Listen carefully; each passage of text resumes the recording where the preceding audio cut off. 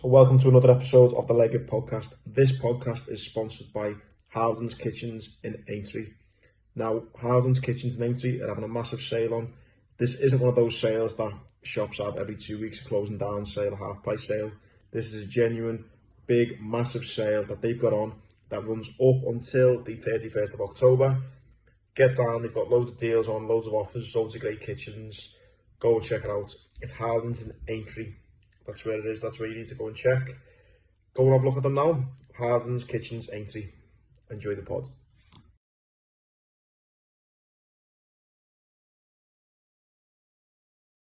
Radio, we're live. It's Legged Podcast with myself, Tom Wickstead. It's me, Andy Grant, and we have the Mind PT. AKA, my real name is Phil Steele. Everyone just knows you as the Mind PT, and everyone seems like it's definitely, I think, either seeing you on Instagram or know the work you've done. Yeah. You never say your name on it's not on your Instagram, is it? I don't think so, mate. I suppose I'm a bit like the Wizard of Oz or Jack the Ripper, whatever one you want to use. My name is Phil Steele. But again, I'll go into that later, why there is a bit of mystique behind the brand. Oh, there's a reason behind it? Reason for everything. Mate, I love the fact as well, I think we've had you and I think Liverpool Health and Wellbeing have actually brought notes, which is brilliant because we can actually structure a conversation correctly. And sometimes we do have a tendency to just to go off. I think as well, when you're talking about, and no doubt your personal life will be in this, but I think from working with you a little bit before and seeing what you're about, like Tom said, it probably is good because some of the things you talk about, it's not like we're talking about a story that you've been in about your life. Yeah. Some of this is like deep stuff where you're thinking, fucking hell, actually, that works, or I've been through something like that, you know what I mean? Definitely. And you know what it is? It's like, because of the quality of the podcast that you guys do, I always think if you're going to be on a podcast, then you need to bring something to the table, don't you? So I thought, you know what, get some stuff prepared. I did think I'd hide it, so that's everyone watching at home. You know what? I used to, like, before I had my own business, I used to work for a company called Shop Direct, and I had various roles there, and quite a lot of the time I used to lead like recruitment for the call centres. So there's a call centre in Aintree by where we live, etc. And we do recruitment days, and sometimes we'd be interviewing people who clearly got one of their mates to do the phone interview for them because they get in the interview room and they just like lose it. So I always used to say, look, whenever you go for an interview, prepare 5 examples of things where you've achieved that you can tailor to any type of question, and take bullet points in with you. And at the start of the interview, say, I hope you don't mind, I really want to make a good impression and get the job. I've brought in some notes, is it okay to refer to it? Interviewers love stuff like that. Yeah. I was going to say, if it was my company and someone said, I hope you don't mind, I really want this, I've prepared notes, can I look at them? I'd be like, fucking hell, do you want the job now? Yeah. And then the other one is, bring your pen. And this quite girly pen, I don't know where it turned up in my office. Well, I quite like it because it's sparkly. But again, because when you're in an interview or even something like this, you know, you guys are going to be asking questions. I'm going to make a little note and come back to it. Yeah, 100%. Mate, week 1 day, one Royal Marines, was notebook and pen. Everywhere you go, carry a notebook and pen. Yeah. If you were found without a notebook and pen, you were getting beasted. And really, yeah. Yeah. Everywhere you go, notebook and pen. But you know what? Like, in terms of like, there's a movement around positivity and mindfulness and journaling, whether that be with pen and paper or writing notes on your iPhone or whatever, is such a valuable commodity to have and to use. And it's something that I would encourage anyone who is working on the mindset to use, in terms of, you know, at the end of each day, write down what were your highs of the day, what were your lows of the day. But the key thing with that is, a lot of people will make these positivity journals, etc., and diaries, and they'll keep them. And if you think about it, it's like your wallet. If you're always carrying bills and receipts in your wallet, you're going to attract and generate more, aren't you? So, for example, if you've got a diary full of all the bad things that have happened to you and you're keeping them, you're going to invite more, aren't you? So I always think with anything like that, make notes, but then bin them, burn them when you finish with them. And there's a big thing around, more and more so, I think maybe it just might be the guests we've had on this podcast, around writing your goals down. Yeah. And structuring it like that, whether it's a year's goal, 10 years goal. You know, the boxer we had on last week, Jono King Kong Carroll, he does the exact same thing, literally just writes down all of his goals. He had financial goals, wealth, obviously, personal goals, and all of that ties into having a notebook and Yeah. pen, which I never thought. It's crazy that Royal Marines do that. Literally just have to, it's madness. I didn't think they were... Yeah, and I think it's something that don't really do in your personal life, do you? But you think, why not? Well, Yeah. how many situations potentially you're in, and I suppose you have got your phone, you could make notes on your phone, but yeah, I think it's quite refreshing when you see someone with a notebook and pen. One thing I always got told about a notebook and pen was, like, again, it doesn't mean it's right or wrong, but have like a nice one, like something that you're proud of. Because if it's something, a little shitty little notebook, and you think, but if you've got something that you want to write in and you want to open up and stuff, it makes you a bit more. Yeah, like in the boardroom, if you want to impress, the 3 key things to have: nice pen, nice watch, nice shoes. You know what I mean? And then basically, because unfortunately in society, image plays a big part into appeal and attraction, doesn't it? And there's a great, probably one of the biggest influences on my life in terms of things I've read is a guy called Robert Cialdini, and he talks about influence and how to sort of negotiate. And one of the big things is if people like the look of you, they're more likely to agree with what you're saying. And you only have to look at, like, there's no coincidence that most celebrities and famous actors and actresses are attractive. It's because of that, isn't it? Yeah. That's so it. Principles of persuasion.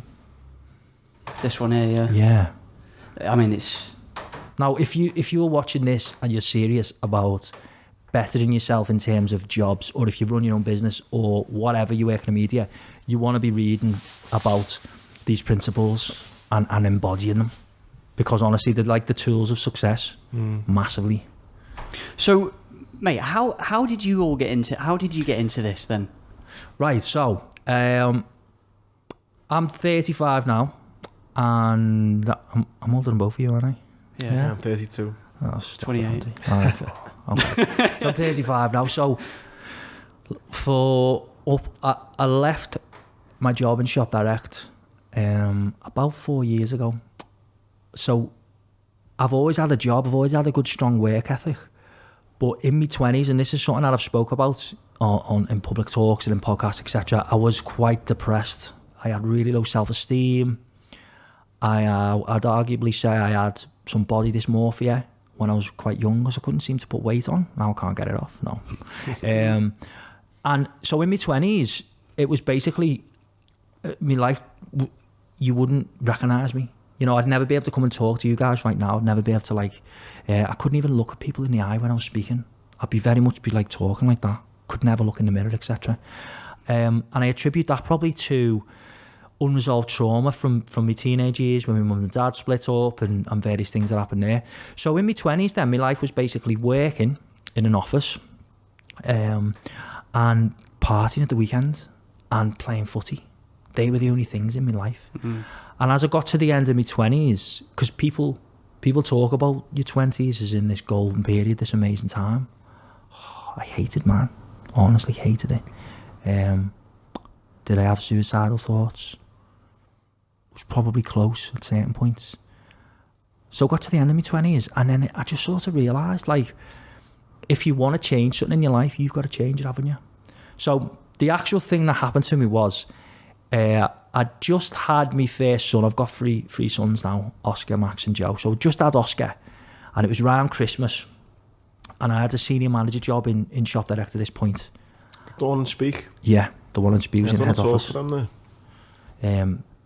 Good place to work in some respects, but I think some people are and there'll be people watching this who work there and in similar environments. Some people enjoy being in that sort of office environment and working.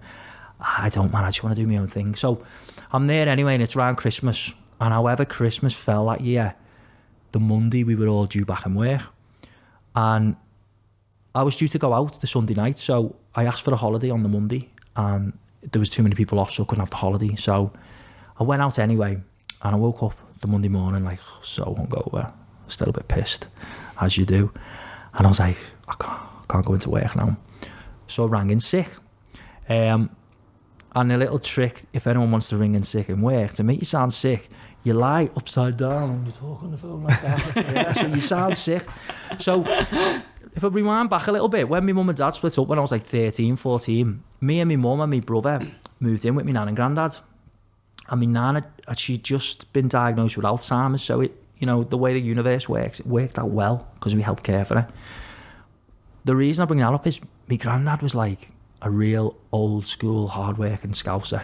He would have loved you, mate, because he was a big red, believe it or not, even though I'm a massive blue. And he was in the army as well.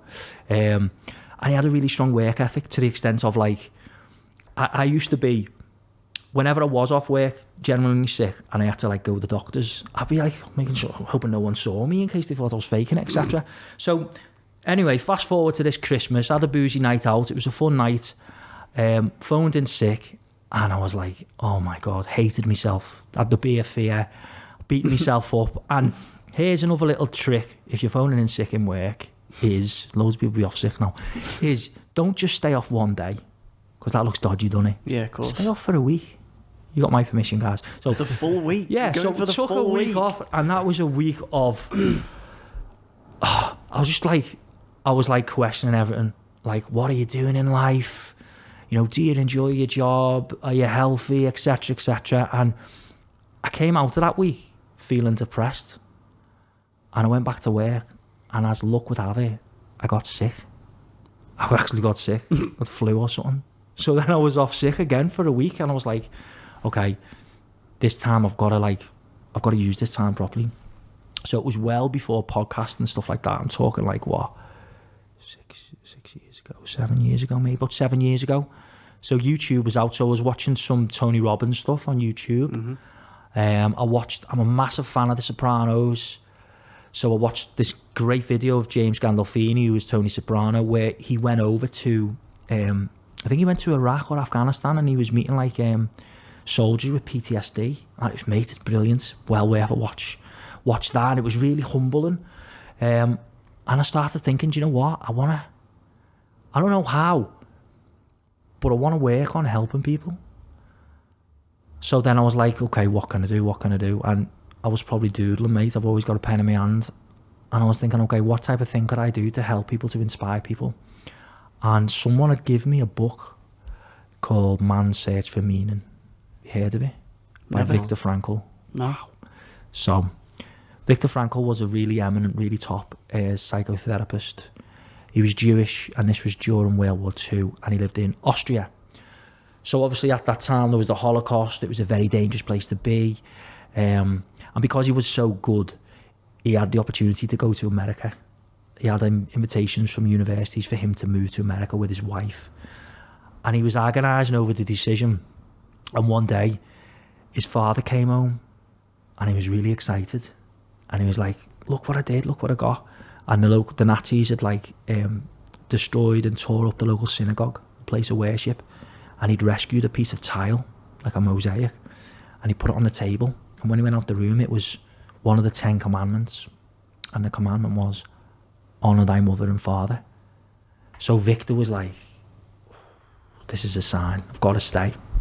And a lot of people now talk about signs, don't they? Like, you know, people see the same numbers all the time, like 11-11 and stuff like that. And we all get signs, don't we, at times, white feather or whatever. Yeah. So he's seen this sign, and he thought, yeah, I've got to stay.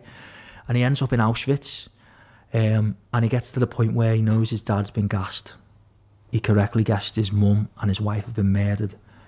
And he's standing in this field, and they've took his glasses from him, they've took his clothes, they've shaved his head, they've branded him.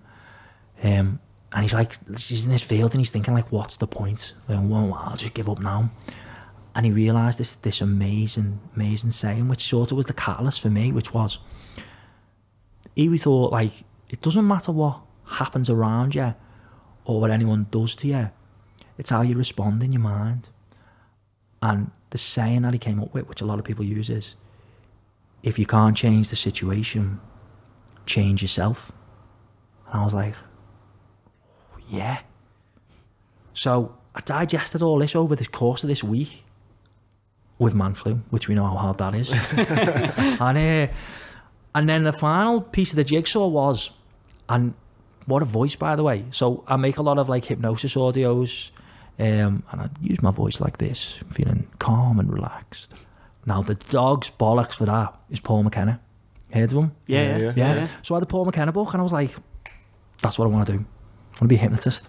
So then I found a course on Rodney Street, and that was the catalyst that I then went on. I did the first available course I could do, and then over the course, like 16 months, continued with my job in Shop Direct and built my hypnotherapy practice up.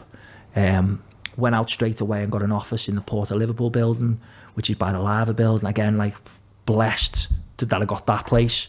And in the training that I got for the hypnosis, I got rid of all the years of trauma that I'd stored in my mind, and it was from there that my confidence blossomed, and I became the happy-go-lucky person I was in my teenage years, where I'm like talking to people and, can look at people in the eye, and I'm happy and I've got the joy of life, and life just spiraled from there, mate. So that's how I got into this life.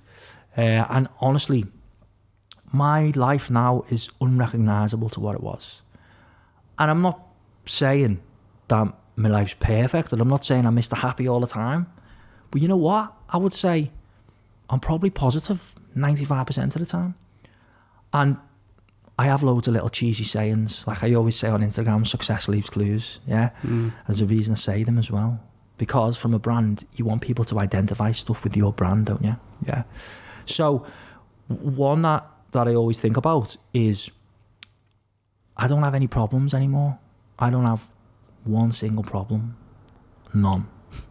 Yeah. I don't have problems. I have opportunities. Because every problem you get is an opportunity for you, isn't it? To grow, to learn, to do something different.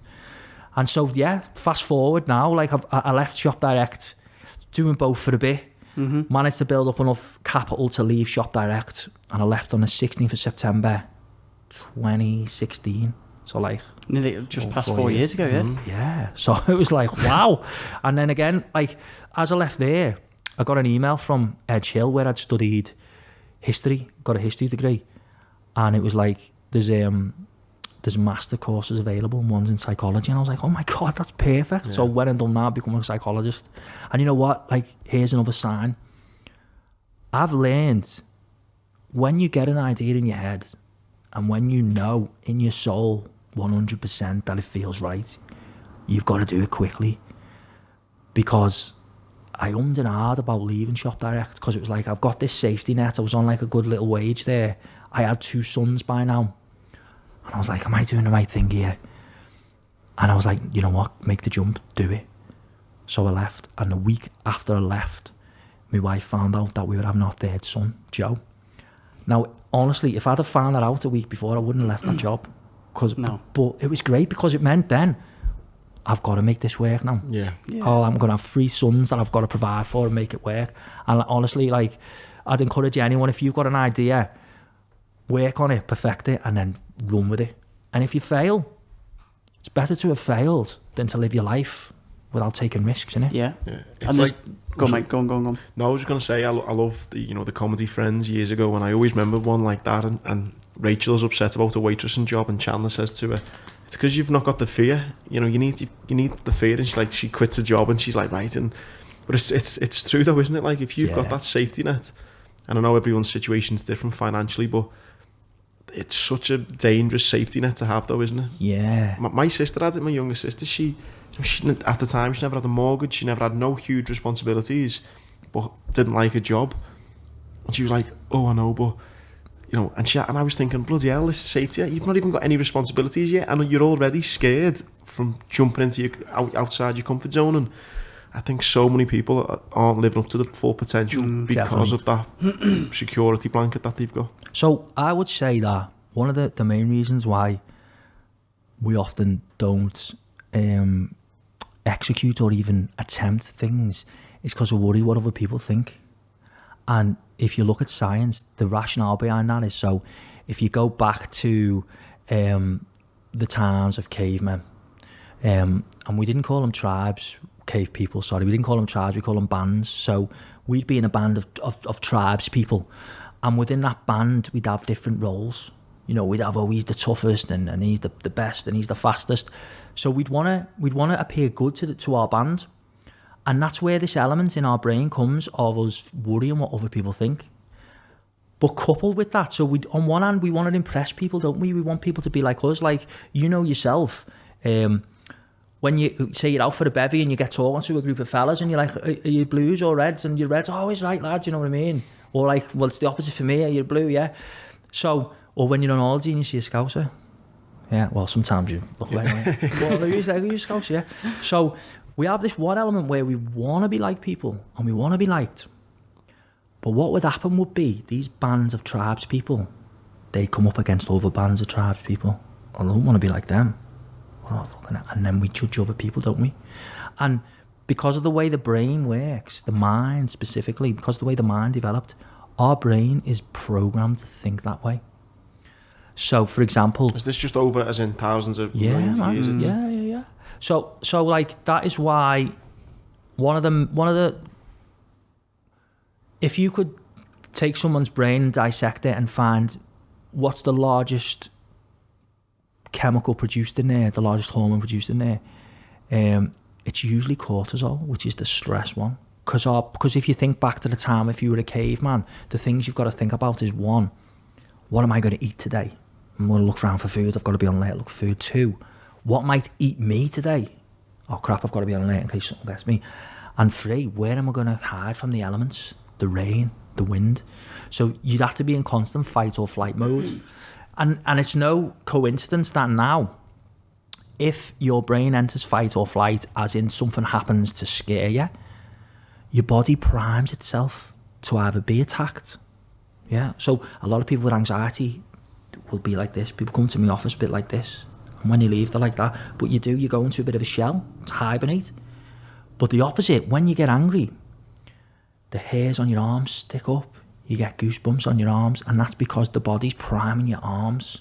Yeah. And that's why, like, I don't know if it's ever happened to you guys, but when I was in my 20s, I was going through a period of stress. I used to grind my teeth in my sleep really bad. Because think about what I'm doing, my body. I'm obviously having, nightmares and negative thoughts, and my body's clenching. So it's a symptom of stress, grinding your teeth. So then bringing us back to this concept of worrying what other people think. That's why we have it in our brain. That's why often we don't do things, because we think, what will people think of me? In case you leave your job and you fail on this great idea you've got. And then, it sounds quite negative, all this stuff I'm talking about, but it's stuff that we've got to be aware of. Because then the other thing is the fear of failure, the fear of success. So, you know what it's like, and you will definitely have experienced this because of the things you've achieved. You'll have people around you who maybe you'd think would be your biggest supporters, but they become a bit envious and jealous of you. And they sort of secretly pray for your downfall, maybe. And it's because if you think about it, probably for all of us, no one in our family has become really successful in terms of finances or stuff like that. Not that money's everything. So if you become the first person to be successful, what are you? You're different from others. You're in that camp now, aren't you? And because you're different from others, and because you've took a chance and done stuff that other people haven't really got the confidence or the balls to do themselves, they don't like it and their own inferiorities come out. Yeah. And that can be an inhibitor or a prohibitor of success for yourself. Because if you think about it, so weight loss is a massive one. A lot of people can't lose weight because if they attribute being slim to, oh, well, if I'm slim, I'm more attractive. Or if I'm more attractive, then people might hurt me. Oh, I don't want to get hurt. And you don't realise this, but it's in the back of the mind.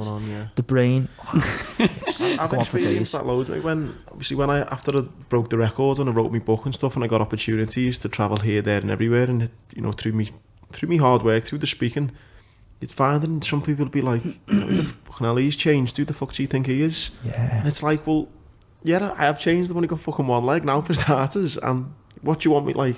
Yeah. Why should I not change, and why should I not push it? And I definitely lost friends over the years where, again, you're very naively thinking that, fucking hell, I'm a gobshite. I talk all the time. But when you speak to your friends, I think you'd assume that if I rang you up and said, oh, Tom, great news, I've just got this speaking gig in America, I'm hopeful that you'd be like, oh, mate, I'm buzzing for you. And I kind of was doing that, thinking, oh, these are my friends, everyone's dead happy for me. And then I think sometimes if you'd achieved success and you're like, oh, I'm doing this, they then look at it and is, Yeah. how did you fucking show Especially if they don't know what if they think it's been easy for you or you've had an easy ride. And it can go two ways, like you're saying. You can sometimes, it could fuel you to go, well, I want to make them even more jealous, then fuck them, I'm going to... Yeah. Or you can go, oh, it doesn't feel as good now because no one's happy for me. Yeah. Do you know what I mean? And it's like, in life you've either got a scarcity mindset where everyone's your competitor and your rival and there's not enough of anything, so we've got to hoard it, like all them people buying loads of toilet rolls at the start of lockdown, or an abundant mindset. So I used to like competition. I never used to be in competition with other people, because one of the sayings that always makes me laugh is they can steal the recipe but the sauce won't taste the same. So I always have thought that was quite funny. Yeah. But then I realised, you know what, there is no competition, because like, so say in my line of work, you might have mindset and emotional issues, and you can come to me and we resonate and we kick it off and I can help you. Andy, you might have, but for whatever reason I can't help you, but someone else can, and vice versa. And there's enough people for everyone, there's enough fruit for everyone. On an apple tree, they don't just have one apple growing, do they? They have loads of branches growing, and when all them apples run out, there's more apple trees. So I went from I never really had that competitor mindset that a lot of people have. But then I used to believe this, which I know a few people still do about themselves, like, the only person I'm in competition with is my future self or my past self. But again, that's a bit of a scarcity mindset, isn't it? So I think the key to having good self-esteem is accepting everything about yourself, accepting the things that you're good at in a humble way, but also accepting that there are parts of you that maybe you could work on to improve.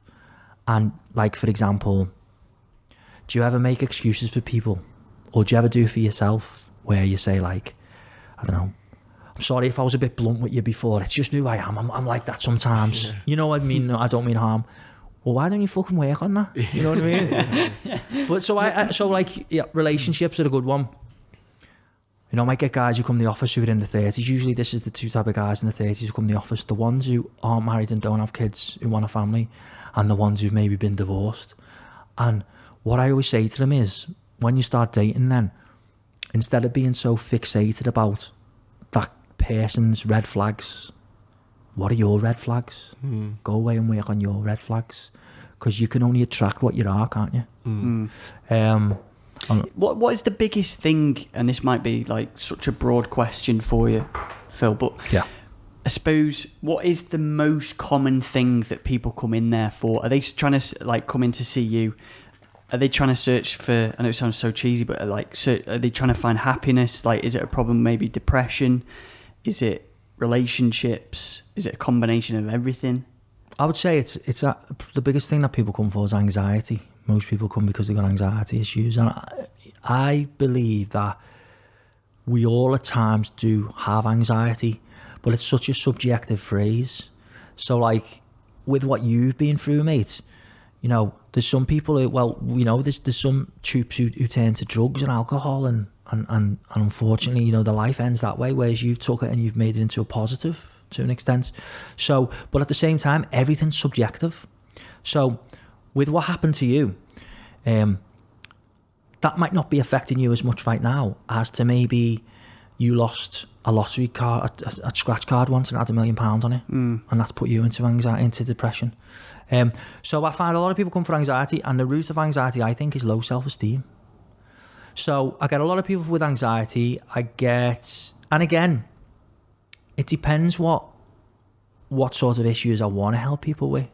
Like, I don't really help people with weight loss, don't really help people with addictions as much as used to.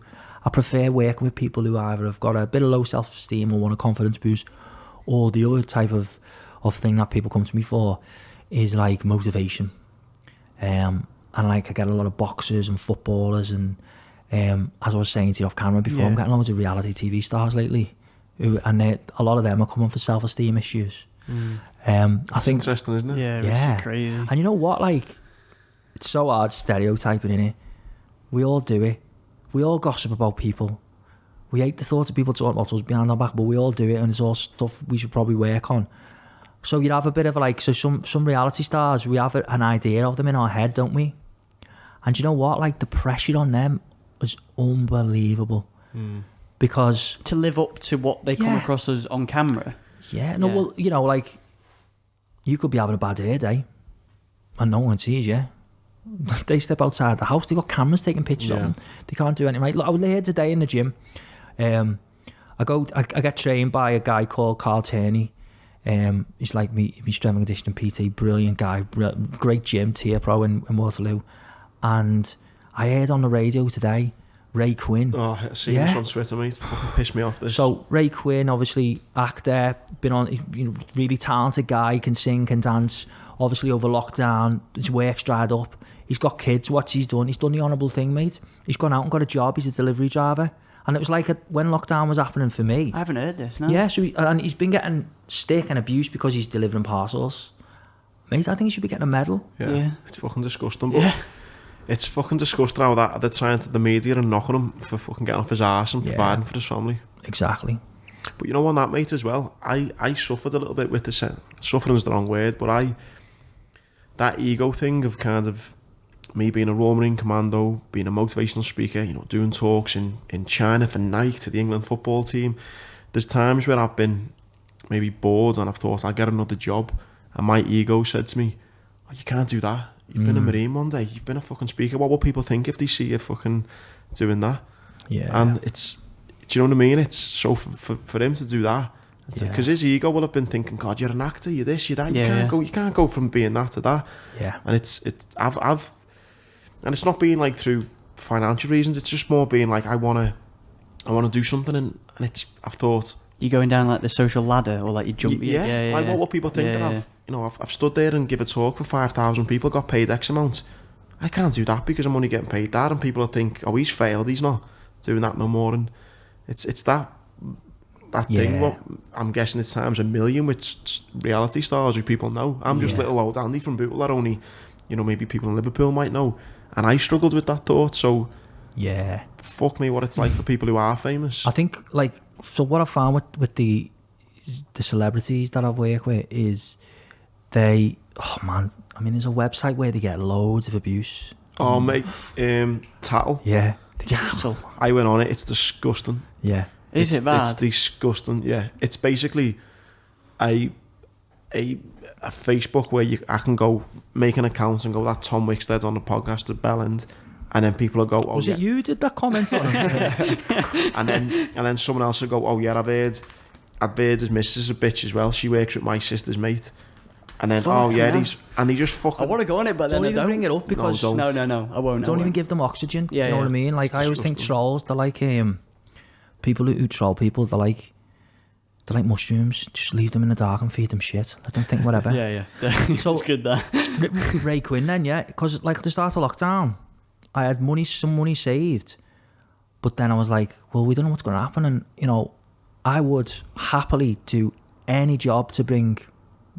I'm not bothered about myself, but food for my family and my kids. I go and clean toilets with a toothbrush and everything. You know what I mean? You can't be too proud, can you? But you bring up a brilliant thing up there, because one of the things that shapes our existence is our identity and what we see ourselves are.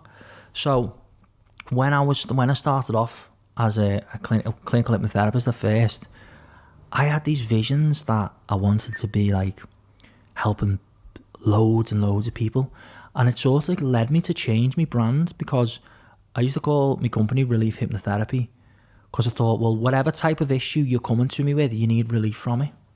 From being overweight, from being anxious, from being stressed, blah, blah, blah. But I wanted to work with boxers. So I spent some time thinking, right, okay, so would a top boxer go to somewhere called Relief Hypnotherapy? Maybe not, because there's a bit of a stigma attached to hypnotherapy. So I was like, well, what would they go to? The PT for the brain PT, mind PT? Oh my God, yeah. And then I did this thing, and this is a great thing if you want to change your identity, as in you want to change your lifestyle. So, for example, are you vegans? No. No, okay. So, if you're a vegan, then you see that as your identity. If I go for something to eat with you and say, yeah, do you want to try one of these chicken wings? No, I'm a vegan. I categorically won't, because it's my identity. So I always say to people, if you want to be more positive, identify yourself as a positive person. So do you know what? I'm not letting them thoughts get me down, because I'm a positive person. So to align my identity, I was like, well, what sort of things would the mind PT do? I used to wear suits in my office. He wouldn't wear suits, he'd wear hoodies. What would my logo have to look like? And that's why I always change my logo to keep it fresh and topical. And that is what sort of got me working with the boxers, because it changed my approach to that. So what I would... So interesting that, like you say, you've gone from being the corporate to the, like, Yeah. Well, and you know what? Every day is a chance to change your identity, to become something you want to be. You know what I mean? A massive thing to think about with identity is this as well. It works in two ways. So one, identify the lifestyle that you want and begin to make changes so that your life matches that. For example, if you've got addictions and you want to stop them, but yet you're still going to go out the pub with the same people who've got these addictions who aren't bothered about them, you're going to have to move away from them. It doesn't mean you're better than them or worse than them, you just got to move away from them. Likewise, if you've got someone in your life who repeatedly lets you down and you keep allowing them to, they're going to keep doing it, aren't they?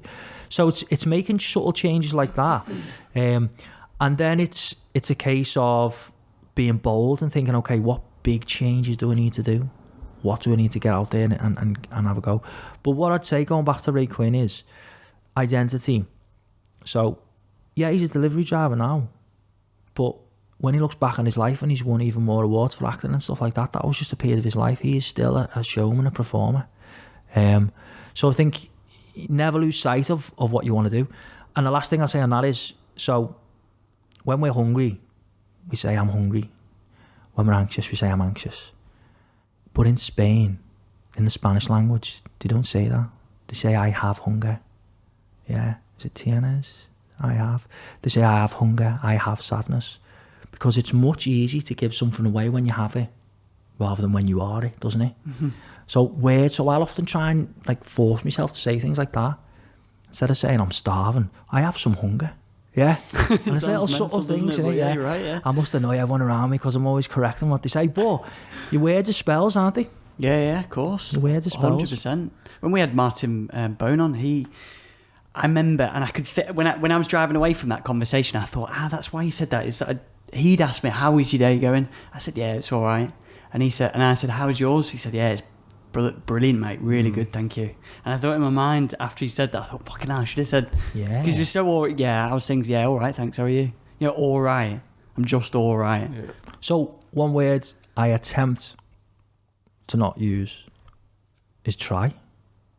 Because when you try, it usually means you're not going. You're like, do you fancy coming to the pub later? Oh yeah, I'll try.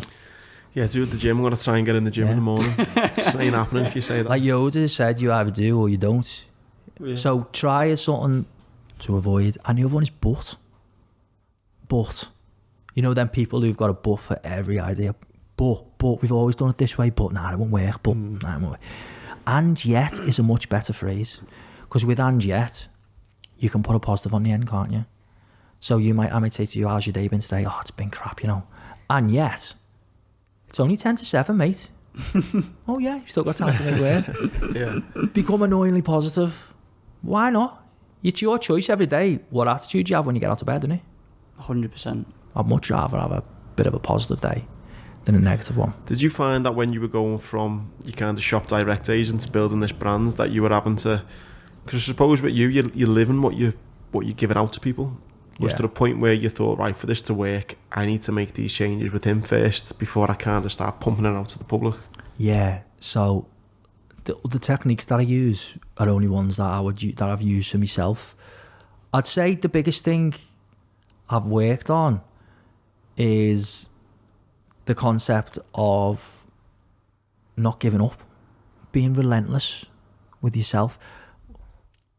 Areas that I should be working on, sometimes I'll prioritise work. You know, I'll work too much. Like, I'll go home and it'll be like, so the way I work is I work in my office Monday to Wednesday, 9 till 9, see clients from 9 till 9. And then the rest of the week, I'm off taking the kids to nursery or picking them up from school. But the way my brain works sometimes is, because my job's like a passion and I love it and it feeds me, is I'll get home, I'll probably do it tonight. I've been in my office all day, I've come here, I'll get home. I want to get my MacBook open and let's work on my website or read this or do that. And I need to stop that at times and realise you need downtime, don't you? Yeah. So in terms of practicing what I preach, I think it's vitally important to be realistic, number one, you can't be dead happy all the time, can you? But when you're not happy, and yet, when you're not happy, can you do something about it? Yeah, well, do it. Can you do something about it? No, okay, well, don't let it bother you. Yeah. That's probably the big thing I work on. And it's just a case of like, you know, being humble and real. So let's go, like at the very start, you mentioned it, didn't you, about like my name. And I think I'm a bit, within psychology, the area I love the most is personality studies. Fascinating when you understand the constructs of a personality. So you might want to Google this, Hexaco. Hexaco. Hexaco? Yeah. Like that? Yeah. Test. You can have a look at the test, yeah. So what were you going to say instead of test, though? No, well, Hexaco is this theory of personality, and they apply to different traits, the Hexaco model.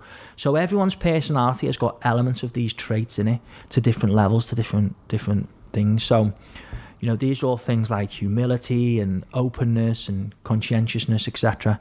So you can do a thing called the Hexaco test, which I often do with new clients. And it's not a test as such. It's a measure, and it measures what your personality traits are like. So it's fascinating for me because say you two both book in with me with anxiety and you perform the Hexaco questionnaire and it shows me that you're naturally an anxious person. I know that I need to give you strategies to use long-term to manage your anxiety. Say you book in and on that, naturally you're a low anxious person, but you've got anxiety. I know something's happened to you that I need to fix. So it forms that. So one of the things in here, and this is something that I work on every day, is humbleness. And I think we all have elements of narcissism in our personality where we want to like put ourselves out there all the time and talk about ourselves, me. And I think in my head, well, do you know what? Anyone could be doing the job I'm doing. It's not about me. It's about, one, the technique that I'm guiding that person to use, and it's two, it's that person's willingness. So that's why, and maybe it holds me back a little bit in business, that I don't put myself out there too much. But I want people to book in with me because of the results they can get, not because it's me doing it. So that's why I use the name in the Mind PT, because I suppose it allows me to detach from being the Mind PT when I'm at home, because no one knows who I am. But secondly, it's I just think it's a bit more grounded, innit? You know what I mean? But yeah, that's a great thing. Hexaco yeah, for anyone on YouTube, you can see it now. Yeah. I've heard of the Jordan Peterson mentioned he had like it wasn't a list, but he did a talk and I watched it on YouTube. And one of the things on there was agreeableness, really heavy on agreeableness and what makes a successful person. And agreeableness was on there. But you'd think, you know, when you have this image of like a corporate chief exec, you think of like this very hard-fronted person that is really good at negotiation, that, you know, when it's signing a contract or something and they're offering terms and you go, no, you know, that sort of like image you get. But yeah, agreeableness is on there. Yeah, it's crazy, really. So like a little thing I always think about is a book called The Art of War by Sun Tzu. And Sun Tzu, this is Bruce Lee's favourite book, and he talks about being formless like water, because water's so adaptable. Like water can carve through stone, yeah. Water can boil. It can rust metal. It can freeze if it needs to. So water is the most adaptable thing, isn't it? And I think with any type of mindset, and if you ever want to get far in any walk of life, it's to have that adaptability. Because the thing that Sun Tzu also says is, you never lose, you learn. And if you look at every great leader throughout history, in whatever field, they've had a large level of adaptability. So I think that's a key thing to focus on. So the great thing about this model is, you can take the test, the questionnaire, sorry, it's not a test, because a test implies you can pass and fail. Yeah. You can't pass and fail your own personality, can you? You take it, and then it shows you areas, and this is one of my ways of thinking is this. So like Richard Branson isn't really a numbers guy. So throughout his business life, he hasn't bothered working with numbers. He'll pay someone to do numbers for him. So if you can do this and work out that, okay, I am naturally an anxious person, then okay, I know that now. Great, I can work on that principle. So if you've got flaws or areas that you're not particularly good at, be aware of them. If you can work on them, great. If you can't, then just learn to accept them and accept yourself. Definitely. Yeah. That's so interesting. That it must be fascinating for you for the different type of clients that you're getting in, because I know you've worked with some great sports people in the city and stuff. Because it was through Jazza I ended up meeting yourself, and I think I think for what I'm guessing is one thing I've struggled with, and I'm aligning it a little bit to maybe like kind of elite athletes, is not saying that I'm elite in any way like an athlete, but some of the things I went through in Afghanistan was so extreme.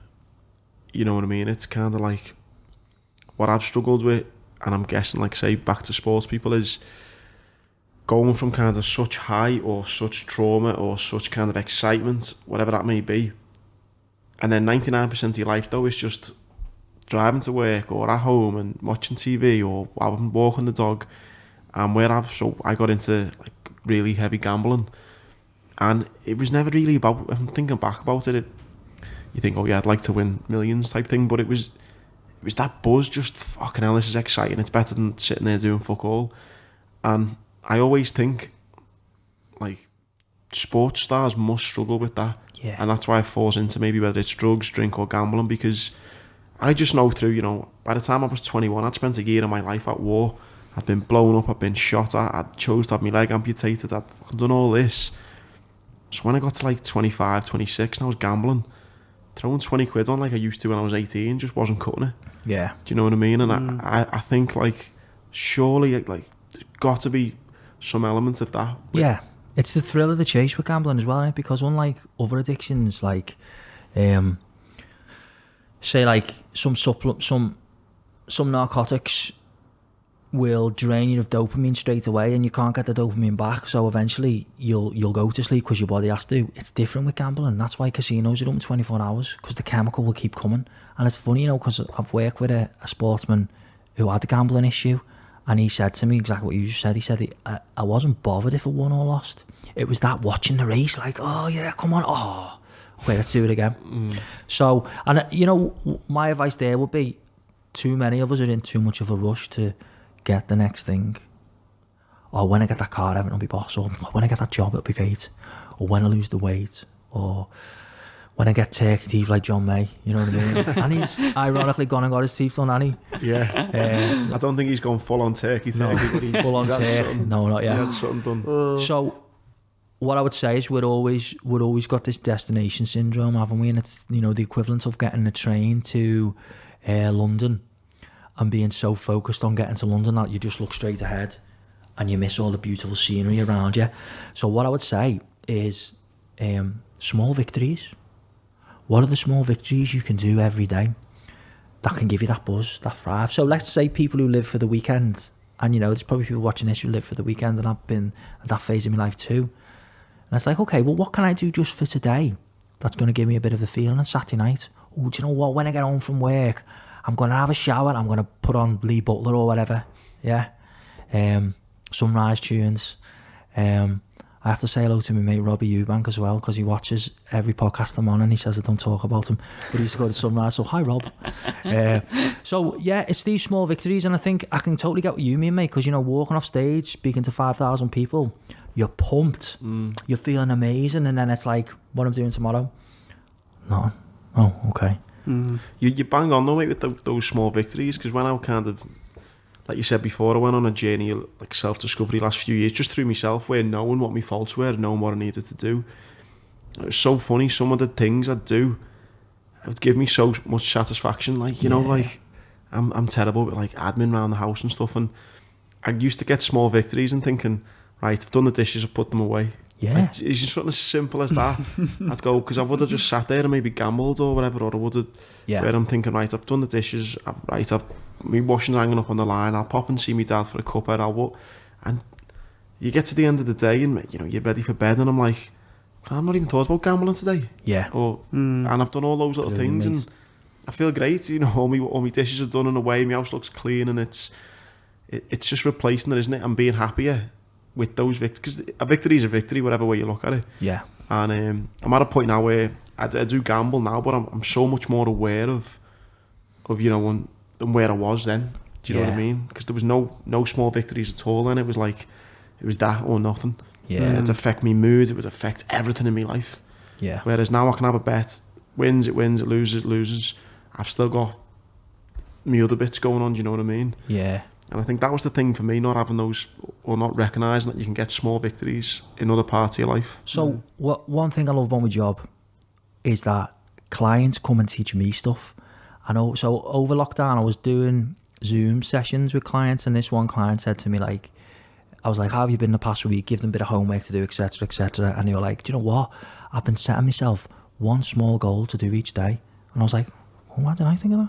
That's brilliant. So what I would say to anyone, if you're having a bit of a hard time at the moment, you've got a massive to-do list, or you don't know where to start with your life, just set one little thing. It might be tomorrow, for any females watching, or males, I'm going to put my makeup on tomorrow and feel good. Or tomorrow, you know what I'm going to do tomorrow? I'm going to ring me nan I haven't spoke to her for ages. Or you know what, tomorrow I'm going to spend 10 minutes and sort out the cupboard in the kitchen. These little small victories, because it's incremental changes that bring massive changes in your life. So like I said, you know, I changed my brand and my hoodie, my logo, etc. And it helped me manifest working with like elite boxers. In the 2012 Olympics, I always get mixed up who it was. Either the cycling team or the swimming team. They had the coach on BBC Breakfast News afterwards. They'd had like the record medal haul ever, and you're like, what was the secret? And he was like, incremental changes. They changed everything from like how close the sinks were to the toilet in the athlete's bathroom. Like the pillows and everything. The pillows, the weight of the outfits, and Really, these incremental things, because it's like the old saying, you know, look after the pennies, the pound look after themselves. It's the 1% club or something they call it, or something. It was something along that. Yeah, I seen that. It was fascinating, wasn't it? Amazing. And so one thing I love is looking at things that are totally unrelated and seeing what can you learn from it. So they used to take Formula One teams, and you know, like the pit stop, they have to like change the tyres dead quick. They take them into hospitals where they're doing heart operations, and he'd make them watch how all the surgeons were working together. You know, to learn from it. Weird you've just said that. Get on this then. That's fucking weird you've just said that. So me and my surgeon who amputated my leg, me and him do a joint presentation called Both Sides of the Knife, and I tell my story as he starts off, talks about the preparation that goes in to being a surgeon in a traumatic team. Then I jump in, tell him what happened to me and my experience of being on the receiving end, and he jumps back in and says, well, this is what we've done. And he plays a video of a pit stop. Yeah. One that goes well and one that doesn't go so... Sorry, one that starts off... one that starts off well and it's done in like 7-8 seconds, whatever it is, and one that doesn't go well. And he talks about what you mentioned before, about water, about being adaptable. Yeah. And he's saying, if you're so stuck in your life... Because on this one that fails, it's like... there's a guy whose sole job is he's got a fire extinguisher, and if there's a fire, that's his sole job. Just put it that out. is it. You know Really? what I mean? Yeah, that is him. And on this particular pit stop, someone leaves the fuel pump on, and he drives off and it pulls the fuel thing, and there's this kind of commotion where no one really knows what's going on because no one's adaptable. You're all just so structured in what you're meant to do, and that's it. And there's a guy who runs over and he's got his fire extinguisher, and it's like, it's almost, you can see his brain going, well, there's not a fire here. I don't know what I should do. Yeah. And it's like, because his job was not to turn the thing off, and he talks about it really well, and talks about in the surgical world, you know, you need to be able to adapt. You need to be able to know the job he's doing above you. You know, he's doing below you. You need to be able to chop and change, and just speaks about that adaptability and teamwork of all that. It's exactly the same. Again, learning from other fields of interest. And you know what? That leads brilliantly into like relationships, because one reason a lot of relationships break down is communication, and there's two reasons for that. One reason linked to that is people are conditioned in a certain relationship of how to behave and the treatment they get, so they take that into another relationship. So like touching on I love Friends, mate. So do you remember when Monica and Chandler start dating properly, and they have an argument, and Chandler goes, all right, well, we're splitting up now, aren't we? And she's like, why? And he went, well, that's what you're doing, you're arguing, you split up. But we do that in every type of relationship, be it romantic or work ones. We take in these things, don't we? And I'd implore anyone watching to read about this thing called the 5 love languages. So the 5 love languages, and funny enough, an ex-boxer. I was talking about this to an ex-boxer, and he got the audiobook of it, and he rang me the next week and went, I'll fucking kill you. I've listened to the 5 love languages, and I've been saying it back at home, and I've been getting a dog's life because of it. 5 love languages, basically, we all communicate love in a different way. So, for example, some people show their love through gifts. So they'll shower someone with gifts. And if they don't get a gift in return, or if that person doesn't seem overly like made up with a gift, it hurts them. But some people show their love by acts of service. So, for example, they might not go out and buy a load of little presents, but they might say, oh, by the way, I've set up a savings account for you, you know. Or, oh, while you were out, I've tidied the living room for you, or whatever. When you understand what your primary love language is, so it's either words, yeah, showering someone compliments, it's either giving someone time, giving someone gifts, giving someone service, or even touch. You work out what your one is, and you work out what the people around you, what theirs is, and that's how you accommodate and make things work. So let's say, are you married? Yeah. Yeah, let's say you and your missus are at home watching EastEnders, yeah? And Ian Beale comes on, and he's got a scarf on, and you go to your missus, oh, I'm loving Ian Beale's scarf there. And she buys you the scarf. You'd be made up, wouldn't you? But if she didn't buy you the scarf, you might have an argument a few weeks later and go, and another thing, I love that scarf Ian Beale had on, and you know I like that scarf, and you didn't buy me it. Whereas her way of love to you might just be phoning you and saying, have you read today? Have you eaten today? Make sure you eat. So when you understand the love language of people around you, and I would say you two find out what your love language is, because you're in a type of relationship together, aren't you? Not a romantic one. Yeah. I don't think, unless you're share something well exclusive. On a few times.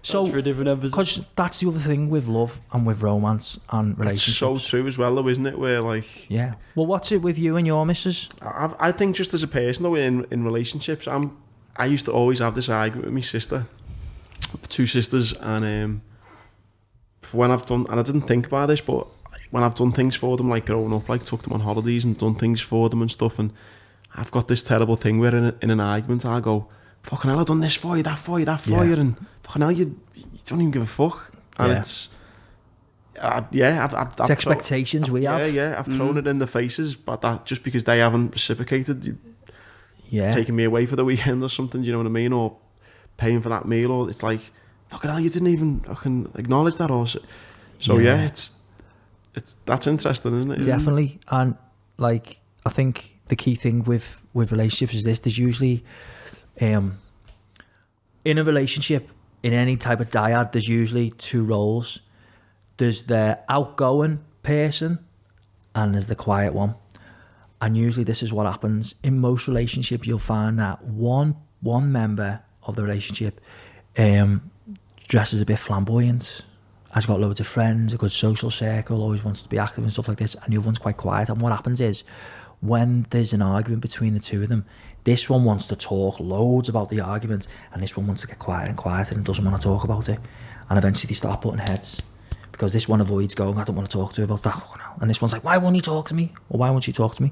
And again, it's about understanding. And this all comes back to what we spoke about before, about being in a tribe, understanding yourself and understanding the people around you, and having the humility to actually think sometimes, you know what, maybe I was wrong. Maybe I need to work a little bit to help this person. Because we sometimes become so like fixated on ourselves that we don't, we think the world revolves around us, I can speak, but it doesn't. And it's like, money's a massive thing. No one's going to remember you for how much money you made. It's how you make people feel, innit? Yeah. 'Cause think of people from your past who maybe, so people you served in the army with, who you probably haven't seen for ages, but you could think back and think, well, he was sound and he was a bit of a knobhead. And you probably can't remember specific things they've said, but it's how they made you feel, innit? 100%. I love that saying. People might not remember what you said, they remember how you feel. Yeah. I think I've said it on the podcast before, but I've had people come up to me and they get mixed up whether I've the world record holder for 10k or a marathon, or whether it was the Invictus Games or the Paralympics. They get mixed up, but they go, "Oh, fucking hell, your story, lad, inspired me so much, motivated me when you ran the 100 metres in the Olympics." And they forgot exactly when I broke the record or what I did, but they just remember something about them was like, yes, fucking. And that's such a massive buzz that I get. And I've said to, it's definitely Tom before, I've done speaking gigs sometimes for free or a little amount of money, and I'm like, fuck me, they could have paid me £1 million for that, because I feel that good by I've had such good feedback, and it's given me such a buzz to know that I've had a positive impact on people. The money is just a bonus at the end of anything. Yeah. And you know what, opportunity, like, again, I know some people who have these ideas and they put blockers in the way. Well, I need to spend a bit of money to start up, it won't be worth it, or this, and they miss the boat. And the thing is, sometimes you've got to do stuff for free. People say if you never do nothing for free, bollocks. So, like, going back to The Sopranos, have you seen The Sopranos? No, not people watching probably seen it. Boss. So Big Pussy, the character who played Big Pussy, I was listening to a podcast he was on before, and he was saying, I got on this film with J-Lo, and Puff Daddy at the time was hanging around because he was seeing J-Lo, and Puff Daddy, I turned up in a trackie, and Puff Daddy was like, I want you to model for me on this billboard I'm doing. I was like, all right, sound. And he said the money was terrible, and his agent was saying to him, don't take that money, you're worth more than that. And he was like, no, it's Puff Daddy, you never know what'll happen. And he ended up he was just like a small actor at the time, and he ended up being in LA on this giant billboard on the side of the skyscraper in this Sean John tracksuit, just looking like a wise guy or something. And Guy Ritchie drove past and was recruiting for the film Snatch. Yeah. And hired him on because of that. And then he became a mega star because of that. So you never know what's going to happen to you. Do you think there is a fine balance with that though as well? Where you can get taken advantage of though? Yeah, but that's where to be successful, you've got to grow that awareness, haven't you? And because the other thing is with ideas and beliefs is you've got to be fluid with your beliefs, like water. You've got to be flexible with your beliefs, because, you don't want to be the person that sits too long with the setting sun, because it's going to get dark, innit? You've got to be able to, when someone comes to you and challenges your point of view. So a great person for that is Dean, who you've had on. Who Dean, as you know, and as your viewers will know, is so knowledgeable and wise about all these topics. But the thing I love great about him is whenever me and him have a debate, we're flexible in our views. So he might say something to me, and I might say, well, I don't agree with that because of X, Y, and Z. And he might say, well, yeah, I'm with you on Y, but I don't think because Z. And that's what you got to be, innit? Yeah. Got to be flexible. Totally, yeah. Yeah. Because if you always stay the same, you're going to get the same results, aren't you? Yeah, and on that thing, some of the greatest, a bit like that, not as maybe cool as Guy Ritchie recognise me or nothing, but I've done some things because he might be watching this now, mate. Yeah, you never know. And some, like you say, I got an opportunity to go and raise some money for the Royal Marines down in London. Went down to this event. I had to pay, so it actually cost me money to go down and support this event. I ended up then talking to people who owned Halewood International, the drinks brand Krabby's and Vodka Red Square and Lambrini. Ended up becoming really good friends with them. Ended up doing a talk for their company. I ended up then being invited, become good friends with them, were invited to house parties. They ended up sponsoring the Grand National. I ended up being every Grand National. I was in the Queen Mother box, private box with like Alex Ferguson, all these crazy people. All that come because I said 5 years prior, yeah, go on, I'll help out, I'll come down and support the day. Yeah, mate. Yeah. You just never know, do you? No. Exactly, mate. And that's the beauty of life, innit? And it brings you to something else, which is always the concept of keeping things simple as well. So, like, I know with your talks, mate, you have your set process, don't you? And let's be honest, in business and in anything, there's no such thing as a new idea. So that's why, guys, there's people starting podcasts all the time, and it could be very easy for you to watch a podcast and go, a cheeky bastards, we do it like that, they're copying us. Well, again, that's a scarcity mindset, isn't it? Because there's no new invention. The key thing is to keep things simple. So there was an artist called Giotto, and this Pope at the time wanted some art for some part of the Vatican. And he went out and did a bit of a competition to get, like, the best art. And he went to this guy, Giotto. Giotto just went, okay. Drew a circle freehand and went, there you go. And the fella was like, are you taking the piss? Are you trying to insult the Pope? He was like, no, he wanted something simple. And the Pope loved it. All he's done is keep it simple, innit? And that's what we do sometimes. We overcomplicate things, don't we? Yeah, mate. Keep it. What's that? I mean, we're flying. Keep it simple, stupid. Yes, well, keeping it simple is the hardest thing. It really is sometimes the hardest thing to do, isn't it? Just keep it simple. Kiss, yeah. Keep it simple, stupid. Yeah, you know what? You always need a bit of pizzazz, don't you? Yeah. Yeah. You need to have the, the bang and the flash. You know, you've always got to do things that are a bit memorable for people. And that's like where the body comes into this as well. Like, it's amazing the things that the body can do when you put your mind to it. Yeah. For example, unless you've got loads of tattoos like me on your hands and on your wrists, you've got lines in your wrists, haven't you? Yeah. So, yeah, Tom, in fact, you can both do this. So what I want you to do is, you know, the lines in your wrist, and anyone watching at home can do this, yeah? Like that there. The lines in the wrist, yeah, put them lines together. By the way, that isn't false tan. Only wear that at weekends. It's called Mei Chang oil, really nice. Put the lines in your wrist together, okay? And then close your hands like you're saying a prayer. But actually, just stop, relax your hands a minute, guys. Just watch me. A lot of people do this. I say, put the lines in your wrist together. They do that. Close the hands, and then they move the hands. All I want you to do is, lines in the wrist together, close your hands like you're saying a prayer.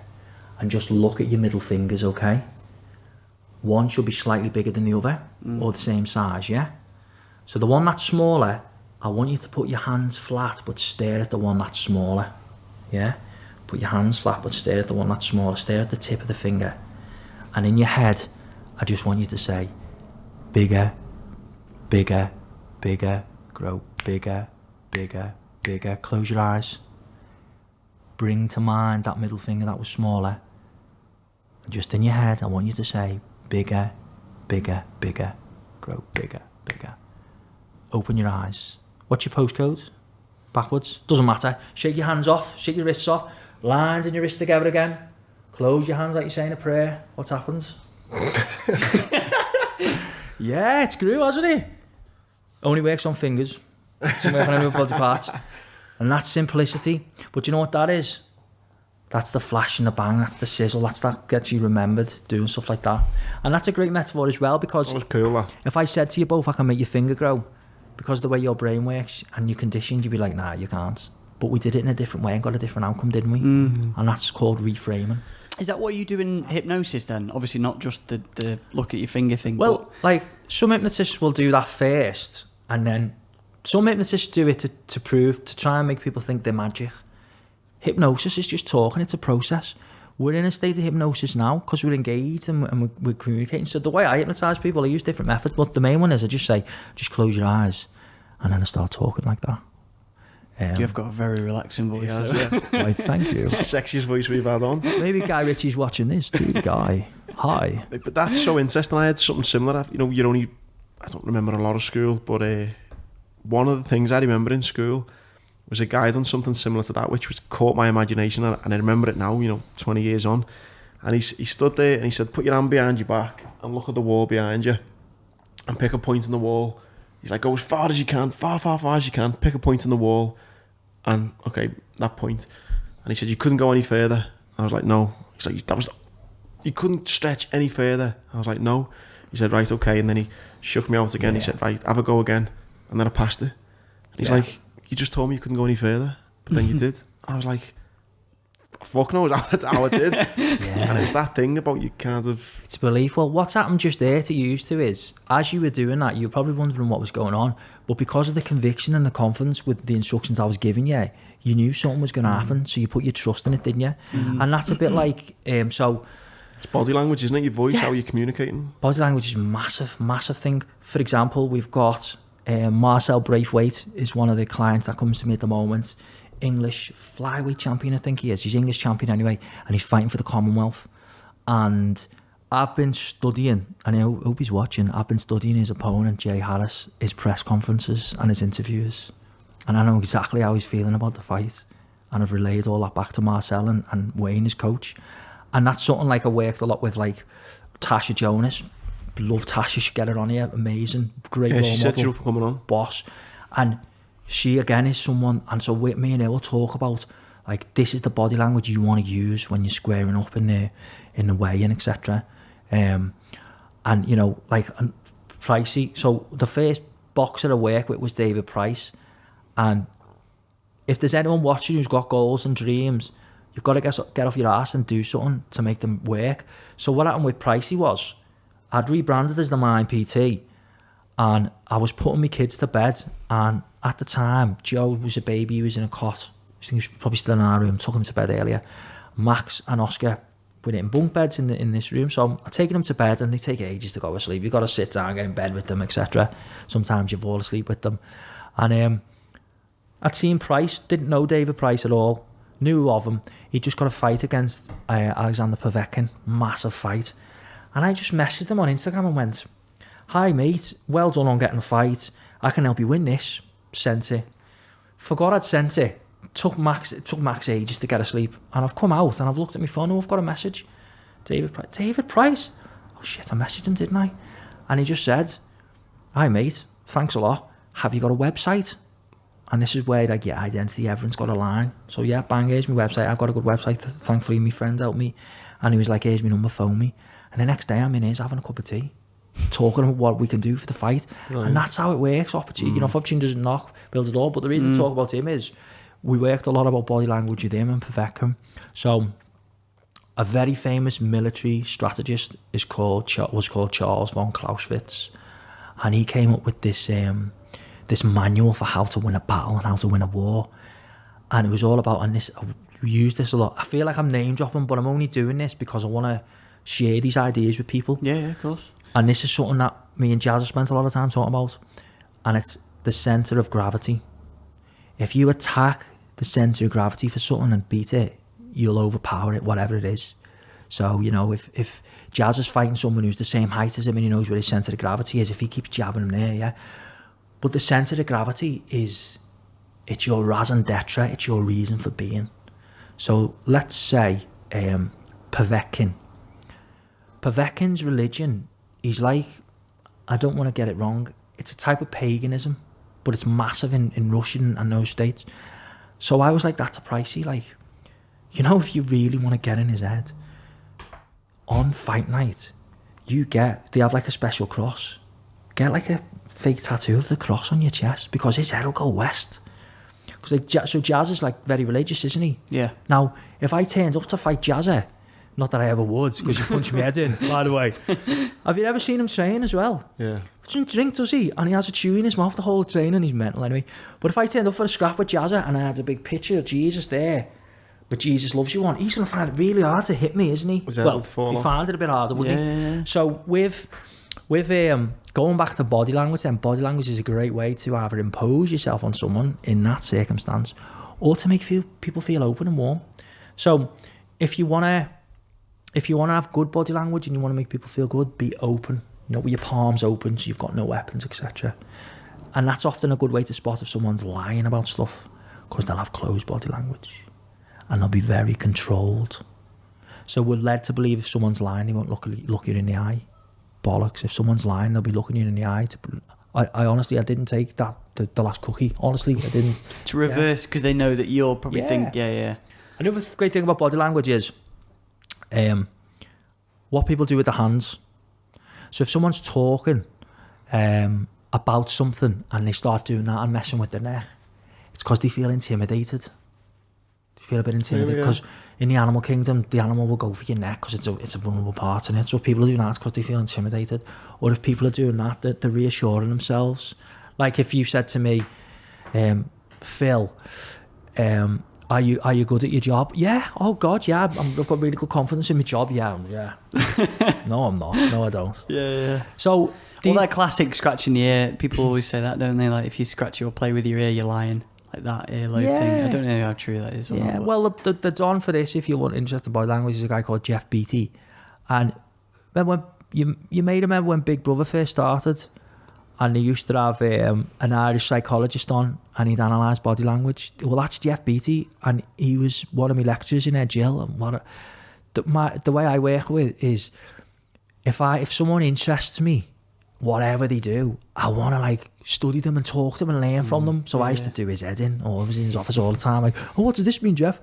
So he's like changed the narrative on body language and understanding it. I think as well, mate, not only does it can affect those around you, the body language, I think you can trick yourself, because I read a book by Chrissy Wellington. She was an Iron woman, and she used to say that when she was running, no matter how much pain she was in, she'd smile. And it would just trick herself into, you know, she's on a marathon, last 5 miles, and she's just running, smiling. Like her body was killing her, but just this thing that she's doing also to her opponents. Yeah. You know, they're thinking, fucking hell, I'm fucked here. And she's smiling away. Like, what the fuck? Like, yeah, definitely. And that's like, well, you know yourselves in boxing, if you get hurt, don't show them that you're hurt. Yeah. And it's like the same in the animal kingdom, they'll pounce on it, won't they? And it's funny you say that, because I've started running with Marsh Lane Harriers. Oh, I'm dying to go down. Mate, come down. I know Chris, Definitely. big tall Chris, teacher. Yeah. Well, funny enough, that's what I'm thinking of now, because I did a half marathon on Sunday, and there's a thing, have you ever heard of park run? Yeah. Where it's like 3 miles. And all he was saying, because your mind starts going when you're running done, and as you know, and he was going, come on Phil, it's 2 park runs left, and now it's just a park run, and that in your head, like, yeah, you're right. And like, when I train with Carl and he gets me, I'm sure he hates me, because sometimes he makes me do like triple lunges as I'm walking on each leg, you know what I mean, across the room. And I imagine I'm doing the conga, and that keeps me going, you know, when you're stopping and doing lunges. So these are great things. Golf, don't know if you play golf, anyone who plays golf, if you want to perfect your swing, just imagine there's a pole going right through you. Yeah, these are all little things you can do with the mind that can help you. But yeah, so centre of gravity is a big thing. Body language is a big thing around that. And I think these are topics that people are interested in, but they don't read up about enough, do they? Yeah, I'm fascinated with body language. I remember someone said to me, job interviews, he said, usually when you know, if you've ever been to a job interview, you'll arrive, the receptionist says, just take a seat, and usually it's like a couch or something like that. Yeah. You usually sit like that, don't you? Yeah. Because he said, like, just stand up and put your arms on your, as weird as that sounds, on your hips, and just like, I suppose, be dominant or something like that. Not too dominant. Just in the middle. But do you know what I mean? Because usually you just sat like that, aren't you? And you become like closed in. Yeah. Because you're nervous. It's an anxious time for you. On that as well, I got one. I read this book in The Secret, which was a book about pulling women, but it was a good funny book that I read when I was like 17, when I was dead ugly. And anyway, one of the things it said about body language when you're meeting new people is that it'd say, and this is a great one, I think, if you want people to notice you, for example, in a pub, depending on how big the room is, or any room, it doesn't have to be a pub, when the door opens, a lot of the time you all look towards the door, don't you? So what this book says is you open the door and then you just hold a second, because if a door opens, you look, but then if no one looked through, you'd be like, that door just opens, and there'd be more eyes on the door. Oh, okay, I get it. So you make a bit of an entrance. You're meant to make a bit of an entrance. You're getting people's attention, because do you know what I mean? And then before you just put a big smile on your face, you know, big, chest out. So you open the door, you leave it a second, and then you kind of bounce in, and you're just coming in like this happy guy, positive guy. Yeah. And if you walk in and straight away you just look dead moody walking in, it's totally different than, you just. Yeah.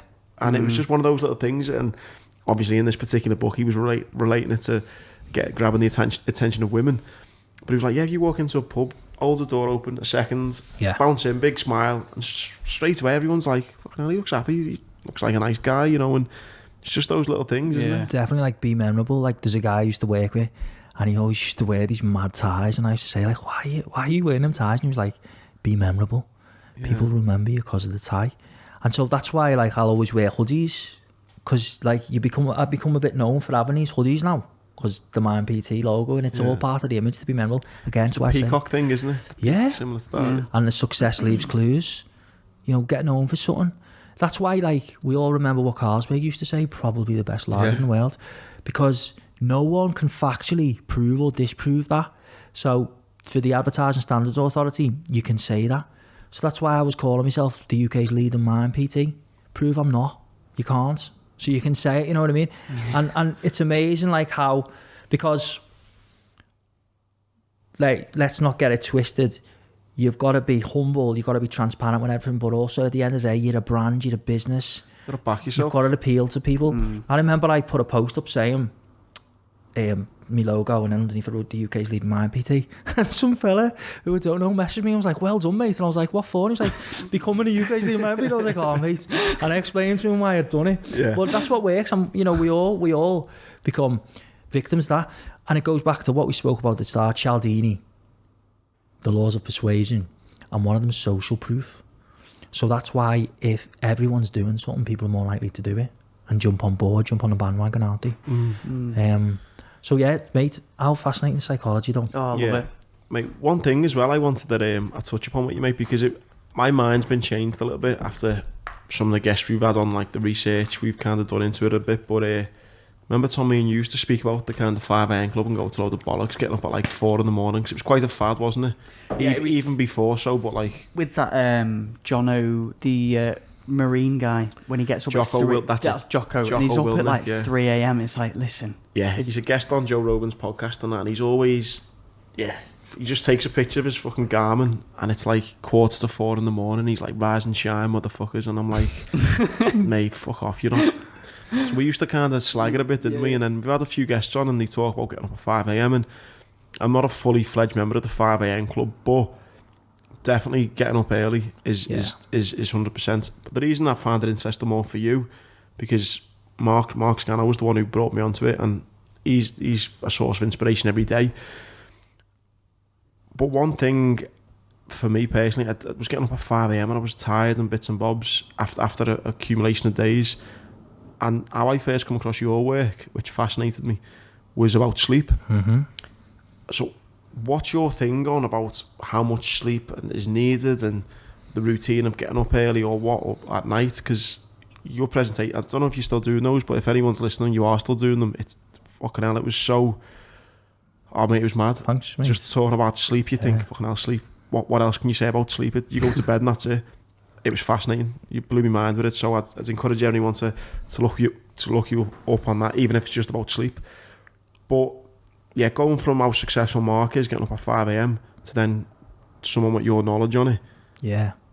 So what the first thing I would say with the 5 a.m. type club is, depending on what age you're at, you've got a chronotype. Your chronotype or chronotype determines when you're going to have your burst of energy and when you're not going to have your burst of energy. So this is a scientific fact. For people who are between the ages of like 17 and 22, they have pretty much their lowest energy levels early in the morning. So that's why like students are always late for uni and stuff like that, and they get a hard time. Well, they're not genetically engineered for that, and that's why they're always night owls. So what I would say with the 5 a.m. club, number one is... if you can accommodate your life to get up early, because some people can't get up early because of the shift they work or the family and that, I would encourage getting up early. It gets easier the more you do it, because the thing with sleep pattern is it can be coached. You can train yourself to have a certain amount of sleep.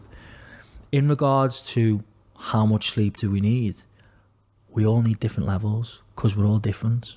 We've all got different body types. We've all had different emotional experiences. We've all got different weights and heights and that.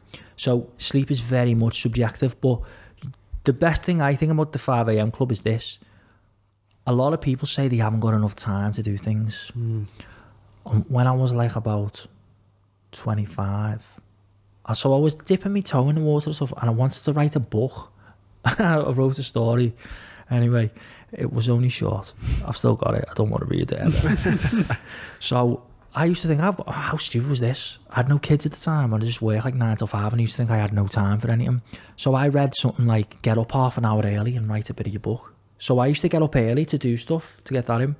But yeah, I would say, the thing with sleep, for anyone watching that sleep problems, you need to ascertain, is the challenge getting asleep or staying asleep? Because it's two separate things. And usually, if your problem is staying asleep, it's because you've got unresolved things you haven't worked on. So this is what happens. As in you're waking up early or you're waking up in the middle of the night? You're waking in the middle of the night, yeah. So, but I definitely agree with, if you can get up early and get your stuff done. Oh yeah, like I say, massively, for me personally, 5 a.m. is not just for my, like you say, my lifestyle. It'd be great to work out at that morning, but I don't go to the gym till 9 o'clock just because it's the gym I go to. So various things, and I can get up at 6 and do the bits I need to. And listen, I feel great for it. Yeah. I can't say I'm a fully fledged member of the 5 a.m, but the things Mark has taught me and stuff, it's definitely valuable to get up earlier. And like go with like what's happening in your life at that time. If you need to get up early, get up early. The things that interest me about sleep is helping people resolve sleeping issues. So the thing about, like, if there's anyone watching this and people always ask me about this, like, if they're struggling to sleep because they've got things on their mind, it's because it's something's unresolved. So this is what generally happens. Throughout the day, there's a part of your brain that absorbs every signal that comes to you, which I'm thinking is the thalamus, okay? And what happens is, if you imagine, like, the things that are around us that are happening are like ping pong balls being thrown at you. So me talking now is ping pong balls being thrown at you. Whatever you watch on the telly, they're ping pong balls. So throughout your day, you're getting loads of ping pong balls, yeah? And your thalamus can't carry them all. So it gives them to the hippocampus. And then when you go to sleep, because you've got sensory deprivation, i.e. your eyes are closed and there's no noise, etc., what the thalamus does, it says to the hippocampus, hey, all them ping pong balls, give us them back and I'll process them. So it'll get them back, but because it's forgot a few, the key things that happen to you in that day, your hypothalamus will then decide whether to store them in your memory bank or get rid of them. And then this is what happens. If you've got unresolved trauma, it'll find the ping pong balls that it knows are linked to that trauma, and it'll go, well, you see, your brain doesn't know what's right or wrong, good or bad. It'll be like, oh, well, Phil's got loads of ping pong balls about people being mean to him. So there's loads of people mean to him today. So yeah, I'll store them as well. So I'm going to have a nightmare about people being mean, and I'm going to wake up in the middle of the night. And the classic one is this. You have a bit of a argument with someone in the day. You go to bed and you wake up in the middle of the night and you think, I should have said this to them. Oh my God, cheeky bastards. I can't wait to see them tomorrow. Yeah. And you can't get back asleep, can you? Oh God, yeah, the amount of times. So the trick to that is, before you go to bed every night, you need to do some sort of mental exercise to release whatever's happened to you that day. There's several of these you can do. The one that I like the best is quickly in bed, think to yourself, okay, what were the lows of today? Okay, low number 1 was I made a mistake in work. Low number 2 was I had an argument with my friend. Low number 3 was I had a chippy tea and I'm trying to be good. Okay, well, let's park them till tomorrow. What were the highs of today? Well, the real high today was I picked my son up from school and he told me he loved me. And you go to sleep thinking of the highs. Because just like after here now, if you go home and eat and nail a full packet of chocolate digestives right before bed, how are you going to feel in the morning? Yeah. Bloated. And it's the same with your thoughts. If you go to sleep on a negative, you're either going to wake up in the night or you're going to wake up in the morning. It's interesting how you say whether that your brain does no good or bad. I thankfully sleep okay, but I remember one time, it was when I was getting into the speaking and stuff, and I was starting to really get some really high profile jobs. Like I say, I'm a massive Liverpool fan, and I got a job speaking for the Liverpool Football Club. It was like the biggest, as in prestigious job to that point. And I'd got the email like quite late at night, or the text, whatever it was, from my friend Clive. And I always remember that I couldn't sleep anyway. Got to sleep about maybe like midnight, and I woke up at 4 a.m. But you know, when you talk about wide awake, I mean wide awake, like wide awake, and just thinking of this thing, this speaking gig, and what I'm gonna say, and how I'm gonna do it, and how I want it to be the best. And I went and walked my dog at 4:30 a.m. because I spent 20 minutes trying to get back asleep. I was like, I'm too fucking buzzing for this. I can't. I just went and walked my dog, and my missus at the time was like, "What time did you get up with?" I was out for like an hour walking the dog. And I was just so like, and it's that thing, it doesn't always have to be a bad thing that wakes you up. Of course, mate, yeah. It can be a good thing as well. And yeah, I normally struggle sleep with that. If I think about waking up early, I always come back to that memory. Yeah, and like, so do you say your body keeps the score and always listen to your body? So here's a good one with sleep. If you wake up at 5 a.m. and you think, I'm not even, I don't have to be up till 7 o'clock. Oh, I hate this, I can't get back asleep. You've had enough sleep. Your body's obviously ready for you to get up awake. And likewise, if you're lying in bed and can't get to sleep at night, reframe it. Like we reframe the growing of fingers. Say to yourself, well, I'm laid down, part of my body's resting. Maybe you just don't need that much sleep. Because again, we put so much pressure on, oh, you must have 6 to 8 hours sleep. Bollocks, everyone's different. There's only one reason that you have to sleep. Your body and brain can do absolutely everything it can when it's asleep and when it's awake. So all the years of research has now been proved wrong. There's only one scientific reason we have to sleep, and it's this. Around your brain, so you've got your skull, and then you've got your brain, which is like a jelly, like a blancmange, if you're old enough to remember blancmanges. And in between them, there's a fluid called the glymphatic system. Okay, glymphatic fluid. And what that does is it cushions. So say like we go and play heads and volleys later and we had the ball. If we didn't have this fluid, the jelly in our brain would just go like that against the skull. The only time that fluid can be drained is when you're asleep. Now, the reason that this is important is scientists are now working on this concept of Alzheimer's and dementia. It can't be treated. It can just be managed. However, the reason Alzheimer's happens is little bits of protein tangle in the brain and eat away at the brain, okay? But if scientists can get into this fluid, they can extract that and prevent Alzheimer's and stuff like that. So it's absolutely fascinating. So that is the only reason we have to sleep. Therefore, if that's the only reason we have to sleep, let's change how we look at sleep.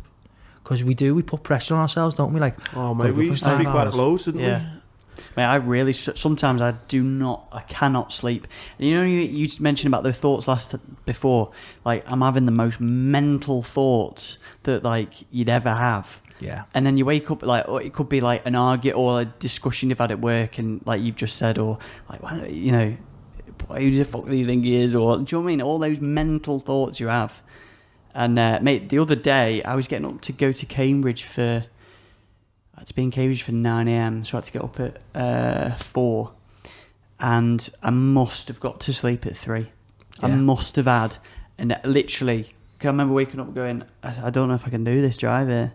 Because you put pressure on yourself. Yeah, because I knew I had to get up, probably. That was so, true. You know what? I'm going to share something with you now, guys.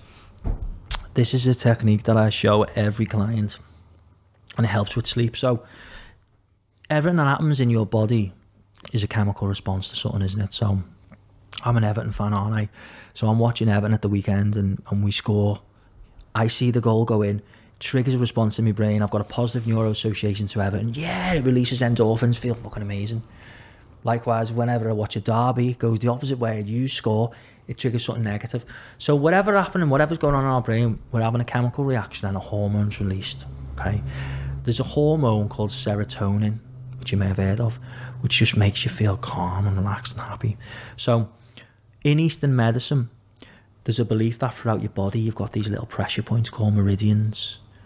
So acupuncture, you know, where they put tiny needles in you, they're in these meridians, and the meridians are linked to organs and muscles and parts of your brain. There's one on the side of your hand. So on the side of your hand, either hand, you can feel a bit of a bone there, can't you? Yeah. Okay. So there's a meridian there that is linked to the amygdalas. And when you tap it, it creates serotonin in your brain. It activates the production and release of serotonin. So I do this with every client. I do this with every fighter, every sportsman.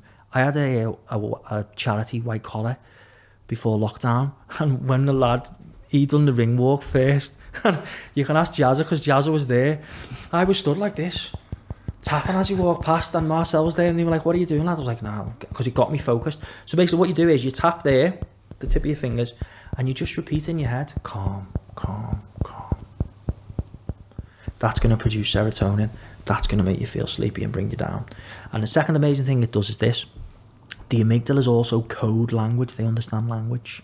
So, my youngest Joe, he's 3.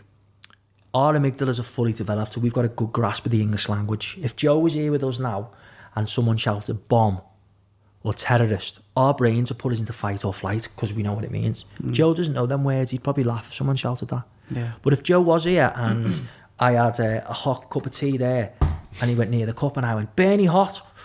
His amygdalas know what Bernie hot means. Our amygdalas link certain words to negative feelings. So when you tap, your mind's producing serotonin. But if you say a positive statement, an affirmation, you're coaching your amygdalas to react different as well. So calm, calm, calm. You can use this in a variety of ways. If someone's got social anxiety and they know they've got to go, oh man, I've got to go to a party on Friday and I don't want to go, every night they could tap, building up to it, so that when they come to being in that situation, they're filled with serotonin, so they're naturally calmer. I'd suggest if you have sleep problems, do this every night before you go to sleep for 5 minutes. Calm, calm, calm, calm, calm. It's crazy, that. You down. It's great to take the edge off stuff. Dean won't mind me saying this, right? I'm sure he won't mind me saying it. Well, if he does, he's going to come and beat me up anyway. So this can be evidence in court. There's another techniques like linked to that where you can build yourself up. So I usually say to people, like, what feeling do you want? And people say, hey, motivation or confidence. And his was, he wanted to get even angrier. So I showed him that tapping, and I showed him the other tapping you do to build up his anger. And we were in my office, and he was stood there, and I was here. So I showed him it, and he stood there, and he started doing the tapping. And he was getting angry and angry. I could see his body language was changing. His whole aura was changing, his energy. I was shitting myself, to be honest. And he went dead angry. And I was like, how angry are you now? And he was like, 10. And then we did that and brought him all the way back down. So it's amazing what you can do to the brain. Just going back in case I forget, because this is something... Have you guys got an Amazon Echo at home, Alexa and all that? Yeah. Well, your brain's just like an Alexa. Because I could say to... I'm an Evertonian. Alexa doesn't know that. I could say to Alexa, are Everton good? And she might say, well, compared to Liverpool, Everton haven't won as many things, or whatever. Yeah, it doesn't sound like Stephen Hawkins, does she? So, but your brain's like that. So your brain doesn't know what's good and bad. So if every just day... data driven. So if every day you're saying to your brain, great, I'm thick, I'm shit, I'm stupid, I'm rubbish, your brain's going to find a million ways to prove that to you. Yeah. But if every day you're saying, you know what, I'm getting fitter each day, I'm being a nicer person each day, it'll show you things around that. And a classic example is, either of you ever seen a bright orange Mercedes? Don't say you've got one. No. I think I have, no. Don't know. If we spoke about a bright orange Mercedes for an hour, that's all we spoke about, we'd end up seeing one. Not because of some magically we've brought one to us, because our brain will be on alert looking for that. Yeah. And it'll jump out at us. So if you're constantly telling yourself positive stuff, that you're lucky, that you're happy, that I keep attracting amazing positive people in my life, you're going to spot that. Yeah. I used to, and I don't like this term, but it's a little bit similar, but it's the kind of fake it till you make it thing. And I used to always kind of, if you like, fake. I was this great motivational speaker doing, even when, like what we mentioned before, I was doing little gigs for free in Crosby. I spoke to like 4 old women. I think one of them was asleep, and I'm like there, and I'm trying things to see what gets a reaction, just to know.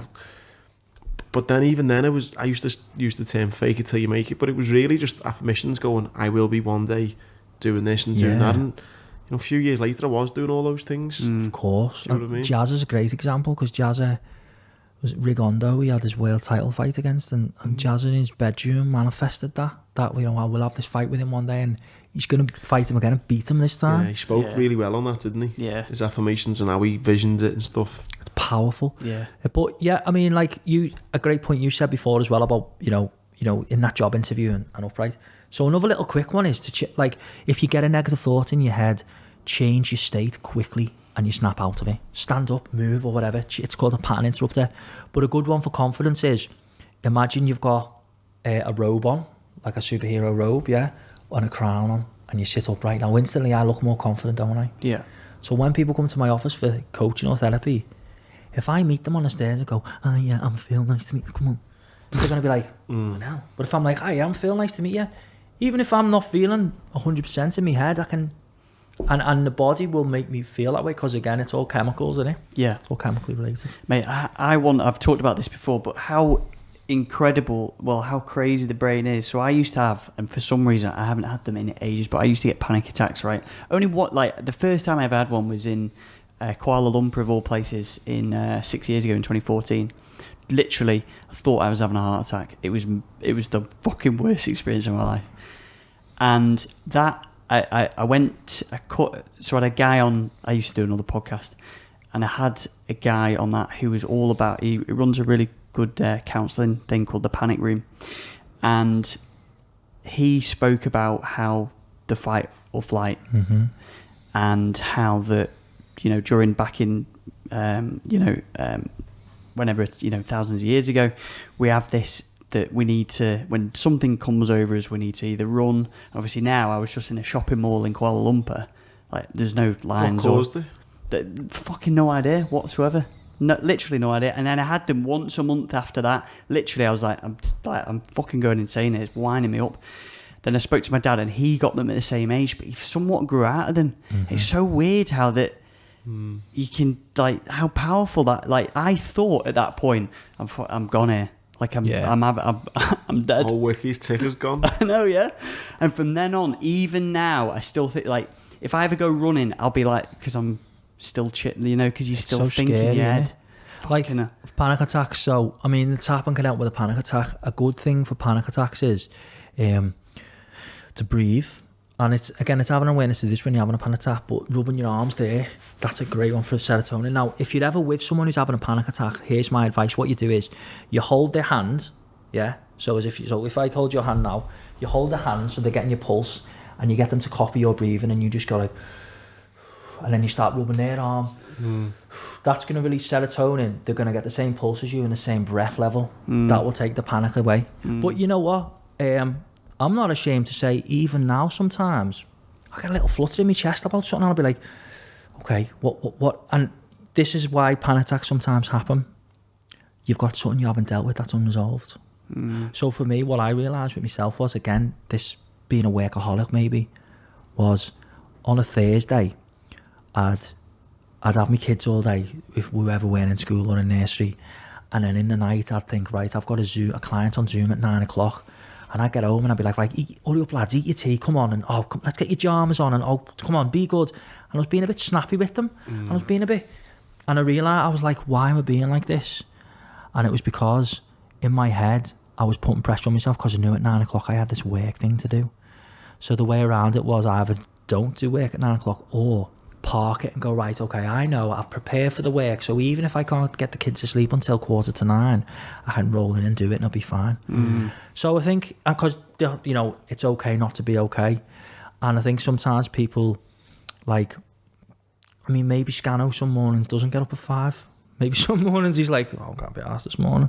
And it's okay to sometimes have an off day, isn't it? Yeah, of course. Be prepared for that, because it makes you human. Big thing, I think we had Paul Cheatham on, and he suffers, I think he used to suffer from panic attacks, and then I spoke to Josh at the panic room and stuff like that, and hearing the different, just even like hearing the different sorts of people that have them, fucking really successful, through to people who can't even leave the house because they're that scared of having another that's what's probably like you said at the start, the people that you're working with now, and not only the variety of them, like Tom's saying there, like but also how it's affected them. It must be fascinating for you on a daily basis to work with just the variety you do. Yeah, because I've seen your testimonials. You've worked with some pretty amazing people.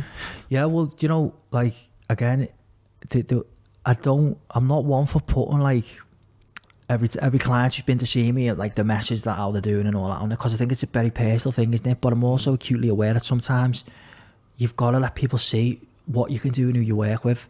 So what I do sometimes is I just go through people who I know are quite prominent, or who I know would be open to it, and I just say, look, do you mind, can I just have a little paragraph of like working with you? And yeah, I have been quite lucky and blessed that a lot of these people have come, and hopefully I've helped them in some way. But yeah, all diverse characters. But I find the most successful people, whether or not they're successful in terms of money, happiness, or the people they help, they're the ones who are open to change and being adaptable and being an open book. Because that's the only way, innit? You know what I mean? You can't be fixed in your mindset. You've got to have a growth mindset, haven't you?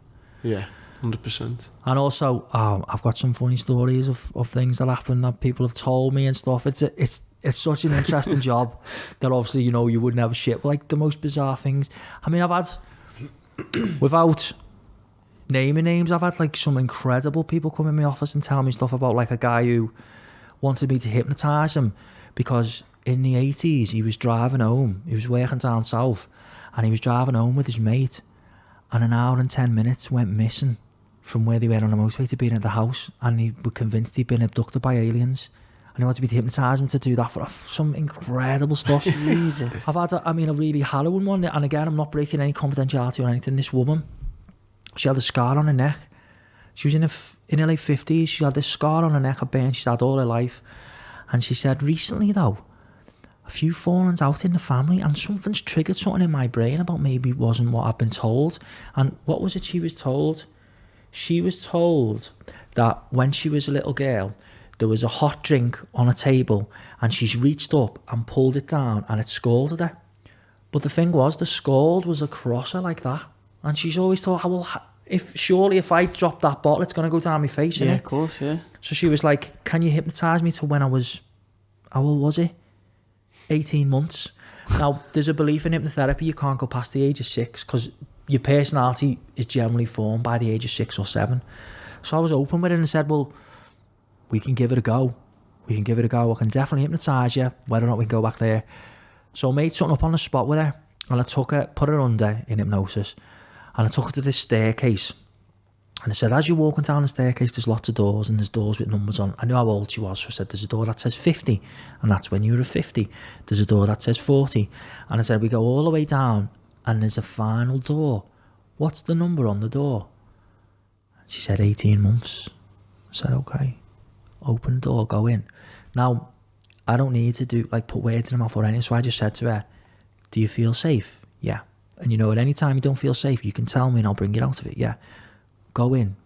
You can tell me what you see if you want, or you can keep it personal to yourself. She went, I can see the kitchen. I can see myself. And what basically happened was, an older cousin or someone, they'd made her lie down and they swilled her with like hot water. And her family had lied to her all that time for whatever reason. And she'd booked 3 sessions and she'd paid for 3 sessions, because I was thinking in my head, I'll gradually ease her into this, but she seemed to just take it so well. I thought, no, I'll just take her all the way back there. So at the end, I was like, how'd you feel? Because I was thinking, during it, I was thinking, fucking hell, she's going to feel really bad after this. And I was like, how'd you feel? And she was made up. Really? She looked 10 years younger. She was like, I finally found answers. And I was like, okay. And in my head, I'm thinking, you don't need to come back really, but you've paid for your 2 sessions. So I was like, okay, so you're over 2 sessions. And she was like, don't worry, just keep the money. I don't need to come back. So it's so mad, like some of the stuff that people can do and come for. One thing I wanted to ask you, you just mentioned then that kids only get kids' personalities are formed 6 or 7. 6 or 7 years old. So when you had was it 3 boys? How did you, because of it, so I basically in 6 weeks, I've got a daughter coming with my missus. Well done, mate. So, and obviously, I imagine every mother and every parent goes, yeah, my daughter or son's going to be so confident, and do you know, all this sort of stuff. Yeah.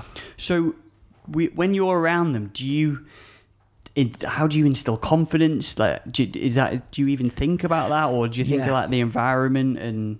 Do you know what I mean? I do think use that. Of words and stuff, certain words. Yeah. Sometimes I'll teach them a word, and I'll say, I want you all to come back with an example of how you use this word, like grateful, and they'll all give examples. Little things you can do with kids. You can get these pens called liquid ink, and you can draw on mirrors and windows. So you could have a word of the week on the mirror where they brush their teeth, they read it. I sometimes put pressure on myself and think, oh my God, I should be doing more, like the stuff I know. But what you're going to find, mate, and you'll know because you've got a daughter, haven't you? It's more... Their personality will be shaped by your behaviour all the time with them. So, like, I try and instill some stuff with me lads about, like, I do it with the youngest the best. Like, I'll say to the youngest, who's the best? And he'll say, me. Or who's the best at footy? And he'll go, me. And I don't do that to give him some ego complex. I do it to create character, because when he's a little bit older, then I'll introduce him to the concept of everyone's equal. And a great example, which I'm glad you brought up along this line, is fighting. So my 3 sons, Oscar's the oldest, he's 6, and he's stocky, but he just wants to be everyone's friend, and he gets taken advantage of a bit. And if someone's mean to him in school, if someone hit him, he'd run and tell the teacher. And rightly or wrongly, whatever people's views on fighting or whatever, I think at that age, you've got to hit back. And I say to him, look, if someone hits you, hit them back. And he's like, the teacher will tell me off. I'm like, I'll talk to the teacher, don't worry. Whereas my middle son, Max, psycho, Scorpio, honestly, he's going to be like Darren Tillham. He is the opposite. I say to him, Max, if someone hits you, go and tell the teacher, because he'll just weigh them in. But what I want to get to, I take them boxing. I take them to the all-inclusive, the Jed Starkey thing, great people. And there's kids with like autism and young adults. It's a lovely environment. I want to get to the stage with the kids where when they're like 12, 13, 14, when they know how to defend themselves, is to say, look, walk a mile to avoid a fight.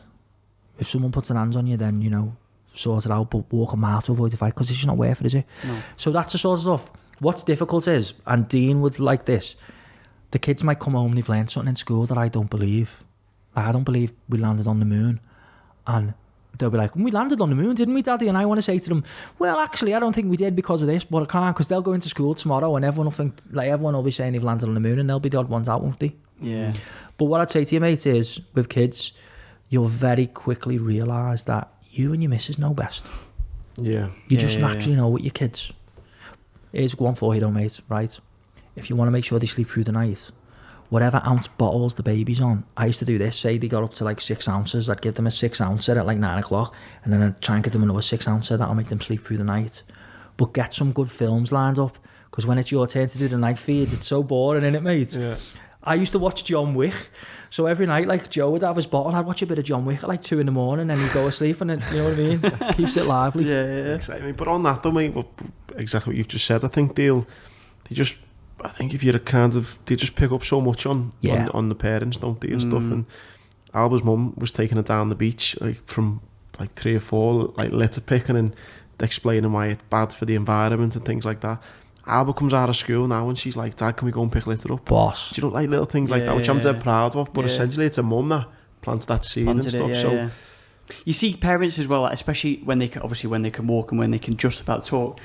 If you're in a restaurant, go up to the waitress and get them, get some knives and forks, to instill that, like, I can go up to talk anyway. Responsibility. Yeah, I do that with when the waitress comes over, I'll say, go on, you tell her then. Yeah, exactly. Rather than having to me regurgitate what you want. So it's funny you say that. I'm having a battle with Oscar at the minute because I walk him to school and I'll carry most of his bags and he won't carry his bottle, and I'm like, right, you've got to carry your bottle. Why don't you carry it? You've got to carry something. Why do I have to? Because one day in your life you're going to have to carry things, aren't you?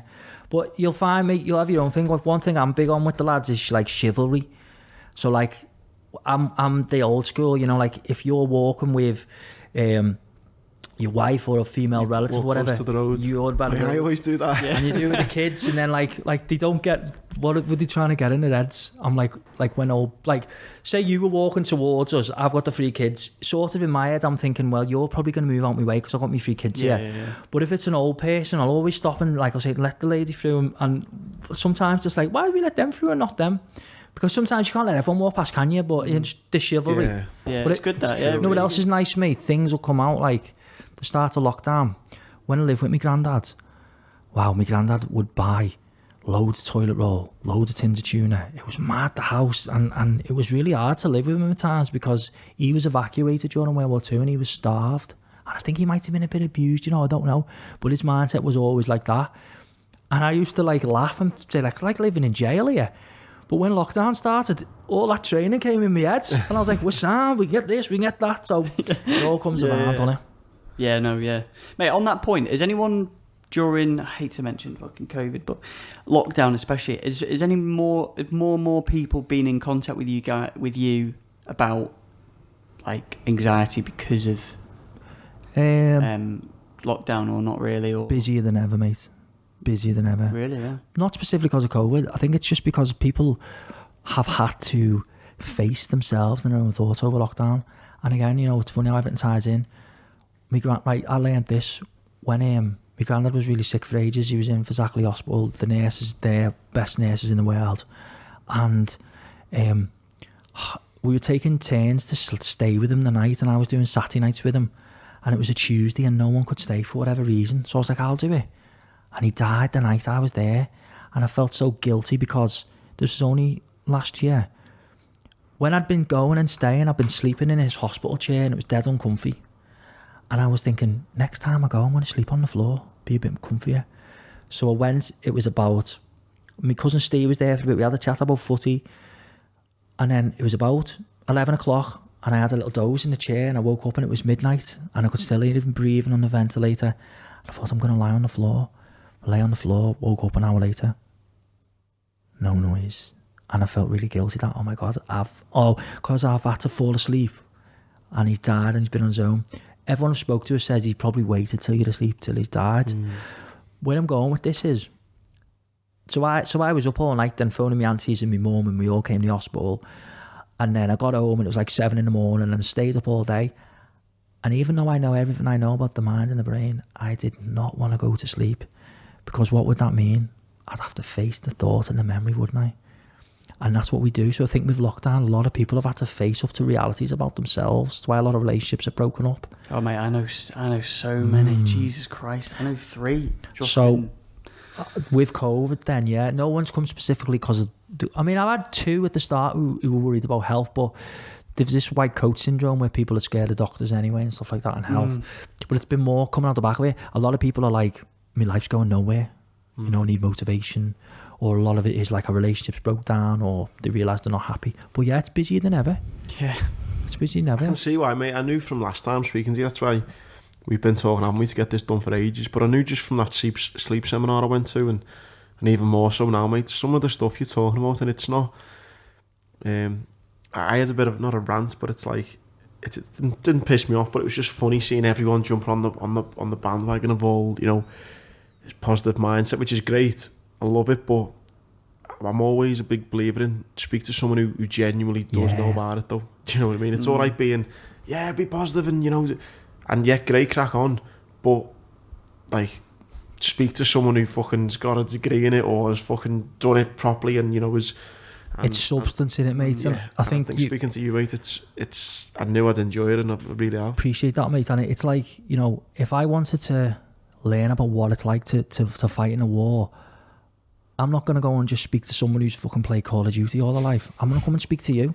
And I think what people really need to be really careful on, and it goes back a little bit to this identity thing, is unfortunately there's people, and everyone means well and everyone's for everyone, but there's people who are, especially on Instagram in the Merseyside area, who maybe aren't qualified to treat people with mental health, and they're becoming like a bit of a cult-like thing, and it's so dangerous because the brain is such an amazing thing, but it's such a fragile thing as well.